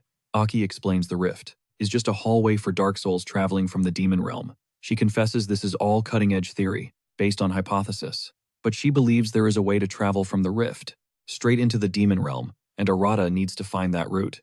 The answer to the rift's origin is hiding in the enemy's home turf. Arata finally understands his mission. He has to hunt down the truth. Shifting focus to the visuals, Aki drops a massive bombshell on Arata regarding his physical state. There is a glitch in his astral matrix, something totally weird. She spotted a foreign aura pulsing in his chi flow. It's not him. It's not Regnus. It's a third passenger entirely, and Arata is shook, but Aki admits she is flying blind here. Arata is effectively Subject Zero. She has never analyzed a hybrid like him before. Rei steps in, acting the voice of reason. Going to the demon realm isn't just dangerous, it is suicidal. No Slayer has ever crossed that line. They have zero intel on the horrors waiting on the other side, Rei warns. The realm might just reject his very existence, deleting him instantly. Arata nods, fully aware the stakes are sky high. But he is adamant. If he doesn't raid the enemy base now, the status quo remains, and people die. Aki gets the vibe, but she insists they need a roadmap before charging in blind to their doom. Arata cuts the debate short. We ain't got time for caution. He has got a crazier idea and only one path: to unlock the coordinates for the demon realm. Aki demands clarity, and Arata reveals his reckless play. He is going to beat the answer out of Regnus directly. He figured out the meta: Regnus needs a host. If Arata dies, Regnus is screwed. That is his leverage. He turns to Aki. Can you patch me up if I flatline? Aki nods. She is the genius surgeon who saved Rei, after all. The second Arata gets confirmation, he doesn't hesitate. Schwing. Arata plunges his sword straight into his own neck, blacking out instantly. Boom! He wakes up in Regnus's mindscape. The demon lord cannot believe the sheer audacity of this kid. Miss me? Arata smirks. He knew Regnus would pull him in to save his own skin. Regnus scoffs, claiming it wasn't his choice, but he has to admit the kid's plan wasn't half bad, despite the idiocy. But Regnus is stunned. Arata actually wants to invade hell itself. Arata pushes for the intel, arguing it helps them both. Regnus shoots him down. You have got unfinished business here, kid. Plus, you are way too weak. Arata is confused. What other business? Regnus is bound by a curse. He literally cannot spill the beans due to a restriction. However, he makes one thing clear. There is no way he is letting a scrub like Arata die in his realm. Arata snaps, drawing his blade. I am done with your riddles. Arata declares he is ending the rift crisis, no matter the cost. He doesn't care how dirty he has to play. Regnus cackles. The kid talks a big game for someone so fragile. Time to test that resolve. Regnus lifts a single finger, and darkness explodes outward, shaking the entire dimension. Arata's knees buckle, just from the aura, and that is Regnus holding back. Killing the host is a waste, but Regnus has to push him to the brink. It is the only way. Show me everything, Regnus commands. Arata grits his teeth, furious at being toyed with, but he steadies his stance. Regnus grins, hungry for a spectacle. He wants proof of strength. Arata launches forward, screaming for answers. He is desperate to crack the code to the demon realm. Suddenly, the binding chains glow crimson. You want the truth? Break my curse first. Arata unleashes a massive energy wave, pouring everything into one shot. Regnus swats it away like a fly. Is that really all you have got? Regnus mocks, warning him. You will be dead in seconds if you don't level up right now. Regnus doesn't want to kill him, but the curse forces his hand. It is do or die. Arata calls him pathetic for hiding behind rules. Regnus just laughs at the irony. He knows he is shameless. Prove your worth. Boom. Before Arata can blink, the gap closes. He is flattened, crushed into the floor, coughing up blood. The power difference is astronomical. Arata finally understands Regnus is a god compared to him, even with just one arm. A single strike nearly vaporized his bones. The pain is blinding. His body feels shattered. Regnus sighs, unimpressed. Pathetic. But Arata isn't done yet. I am not quitting. He wheezes. This pain? It is nothing compared to the hell his brother endured. Regnus raises an eyebrow, impressed. He starts to lecture. When the fires of hell burn everything away, only the soot remains. That unbreakable residue? That is the power I gave you. Regnus roars. Now stop whining and fight.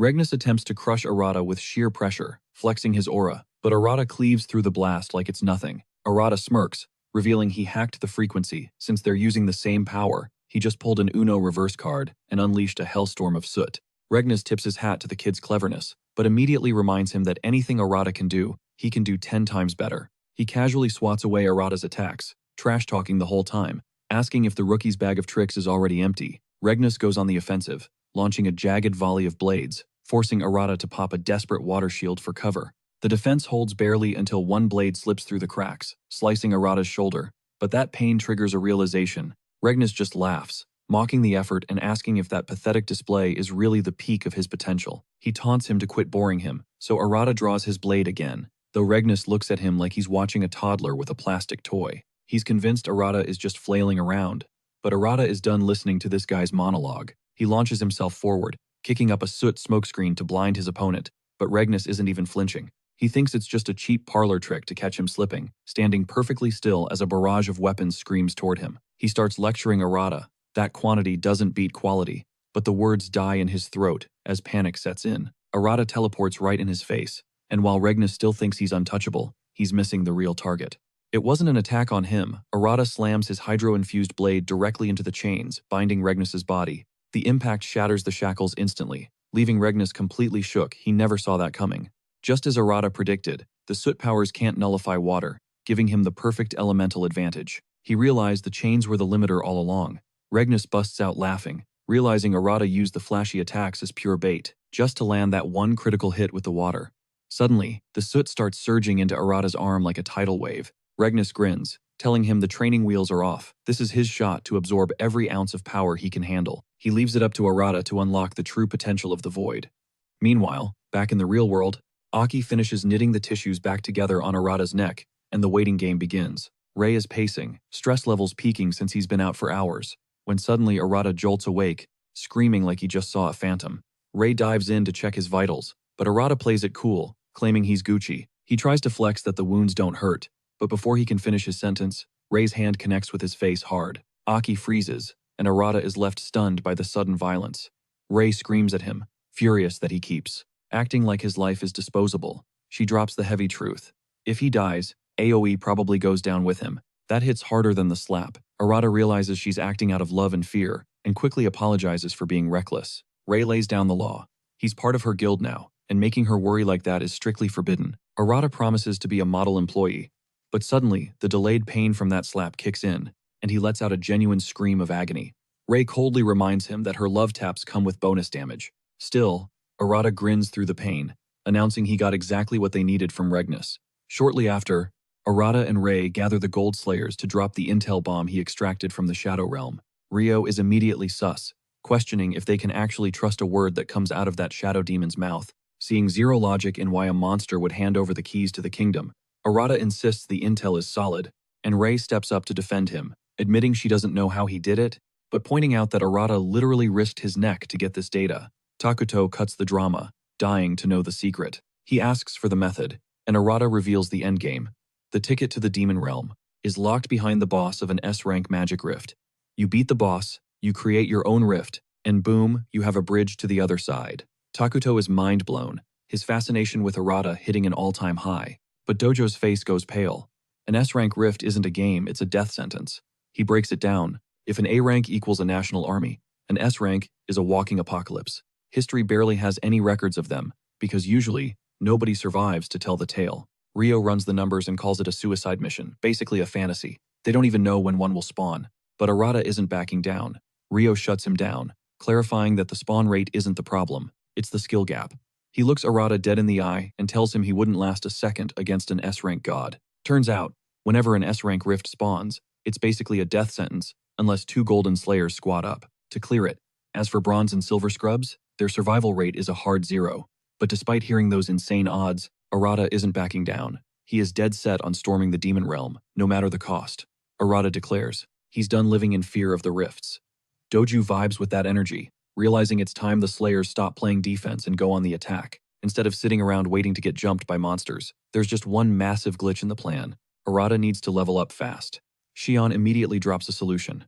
Arata needs to run the Death Minute trial, and she volunteers to be the boss he has to face. Rei loses it when she hears this, since nobody is crazy enough to attempt this against a gold ranker.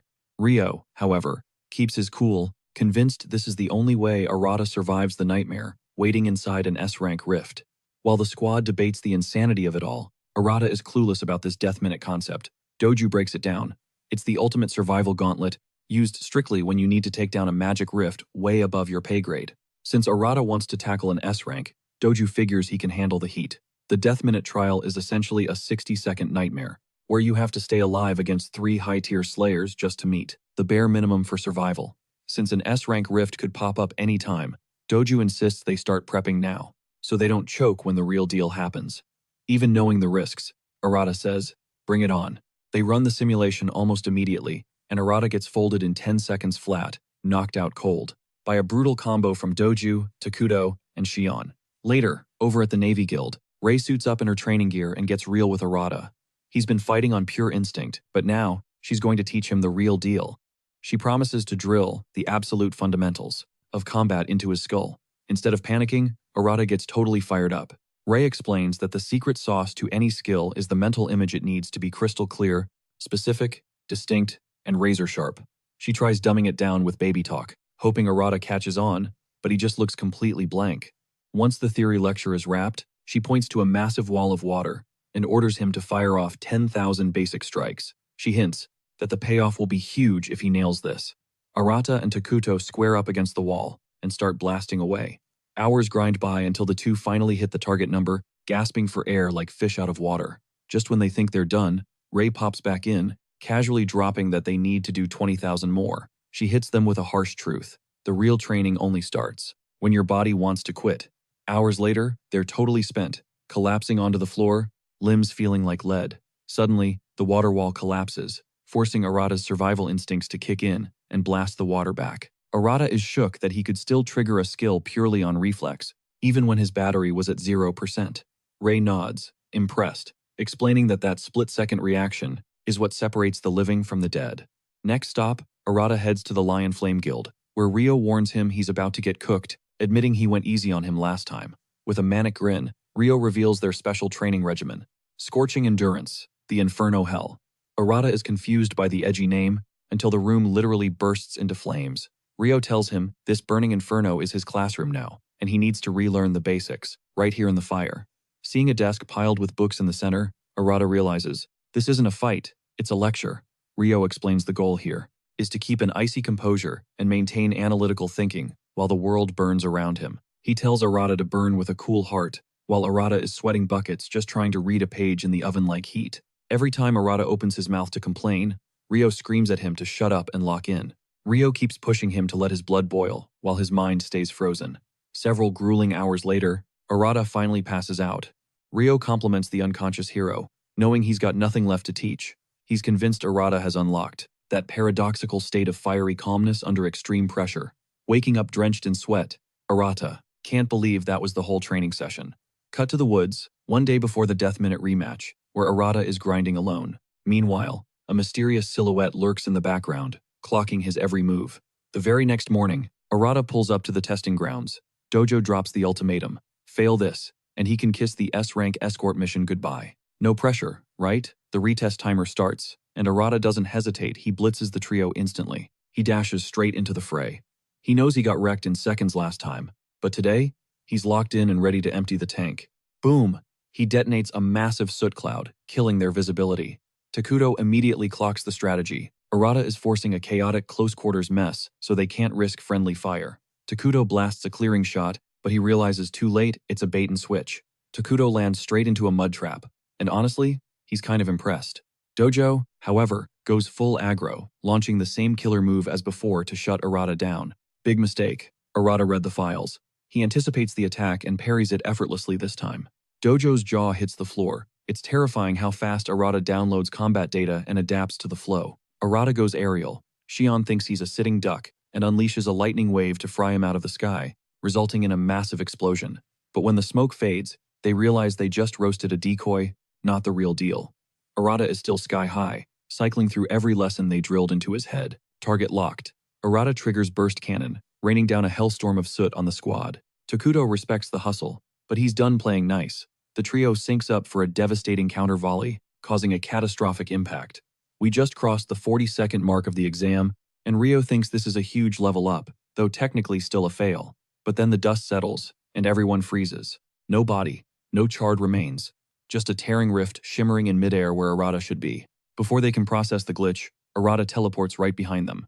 His right arm is pulsating with dark soot, looking straight up demonic, and he's dripping sweat from pushing his engine past the red line. It turns out, the torture sessions with Rei and Rio actually paid off.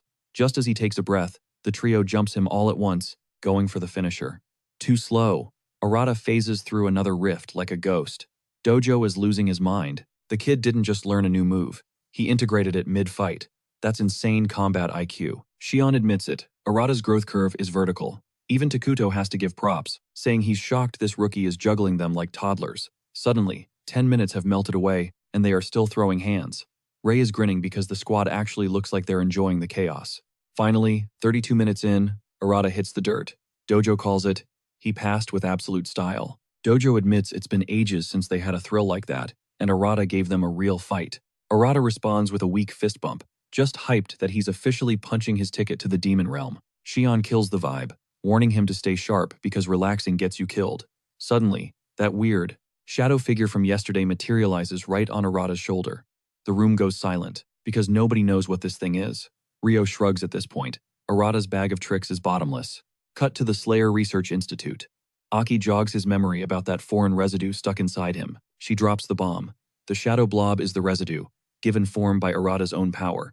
Arata admits it's weird, but looking at the little dude actually gives him a sense of chill. Aki says it's basically a newborn, but she bets it's going to evolve into something wild. She tells him to name it. Arata looks at the blob and goes with, Piggy. Perfect. With that handled, Rei drags everyone out. Surprise, it's a full-blown rager with the entire crew, including the Golden Slayers. Rio breaks the news. This whole bash is to celebrate Arata crushing the exam. Shion slides in, turning up the charm, and asking if Arata wants her as his big sister figure. But Rei instantly intercepts, shutting down her scheme before it takes off. She roasts Shion, saying she's way too old to play the sister card. Shion claps back hard, reminding Rei, who was thirsty enough to hug Arata in public. Sparks are flying between the girls, while the rest of the squad parties on. Later, Dojo pulls Arata aside for some real talk. They need to finalize who is riding shotgun with him into the S-rank rift when it opens. Arata drops the bombshell. This is a solo escort mission. Since he's the one gambling with his life, he's calling the shots on. Who rides shotgun into that S-rank nightmare? Zero hesitation, the Golden Slayers immediately start their campaigns, desperate to entice Arata. Shion is practically begging, playing the big sis card and swearing she'll watch his back like family, while Rio starts pulling up receipts, listing every favor Arata owes him to guilt trip his way in. Even Dojo and Rei jump into the fray, hyping themselves up like it's a job interview. But Arata cuts through the noise he didn't need, the sales pitch. His mind's been made up. Without skipping a beat, he points out his chosen partner. Cut to later, the party winds down and the crew heads out. Arata takes a second to thank Rei for the invite, but she brushes it off. Honestly, it was a breeze since everyone was already obsessed with him. Then, Arata gets real. He admits vibing with the crew makes him feel like he finally found a family, something he hasn't felt since it was just him and his brother. That realization sparks a fire in him. He needs to level up to protect his circle.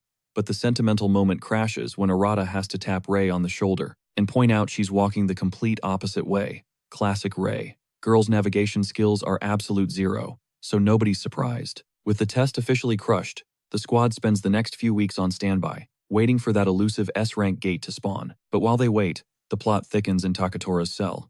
He gets a mysterious invite from a shady figure, straight out of the demon realm. Flash forward months later, the S-rank magic rift finally cracks open. It's showtime. Arata finally gets the shot he's been grinding for. Dojo steps up, reminding him the whole team is banking on his success. As Arata stares down the rift entrance, Takuto slides into the frame with one piece of advice. Do whatever it takes to stay alive. Based on their vibe, it's confirmed Takuto is the one riding shotgun into the S-rank.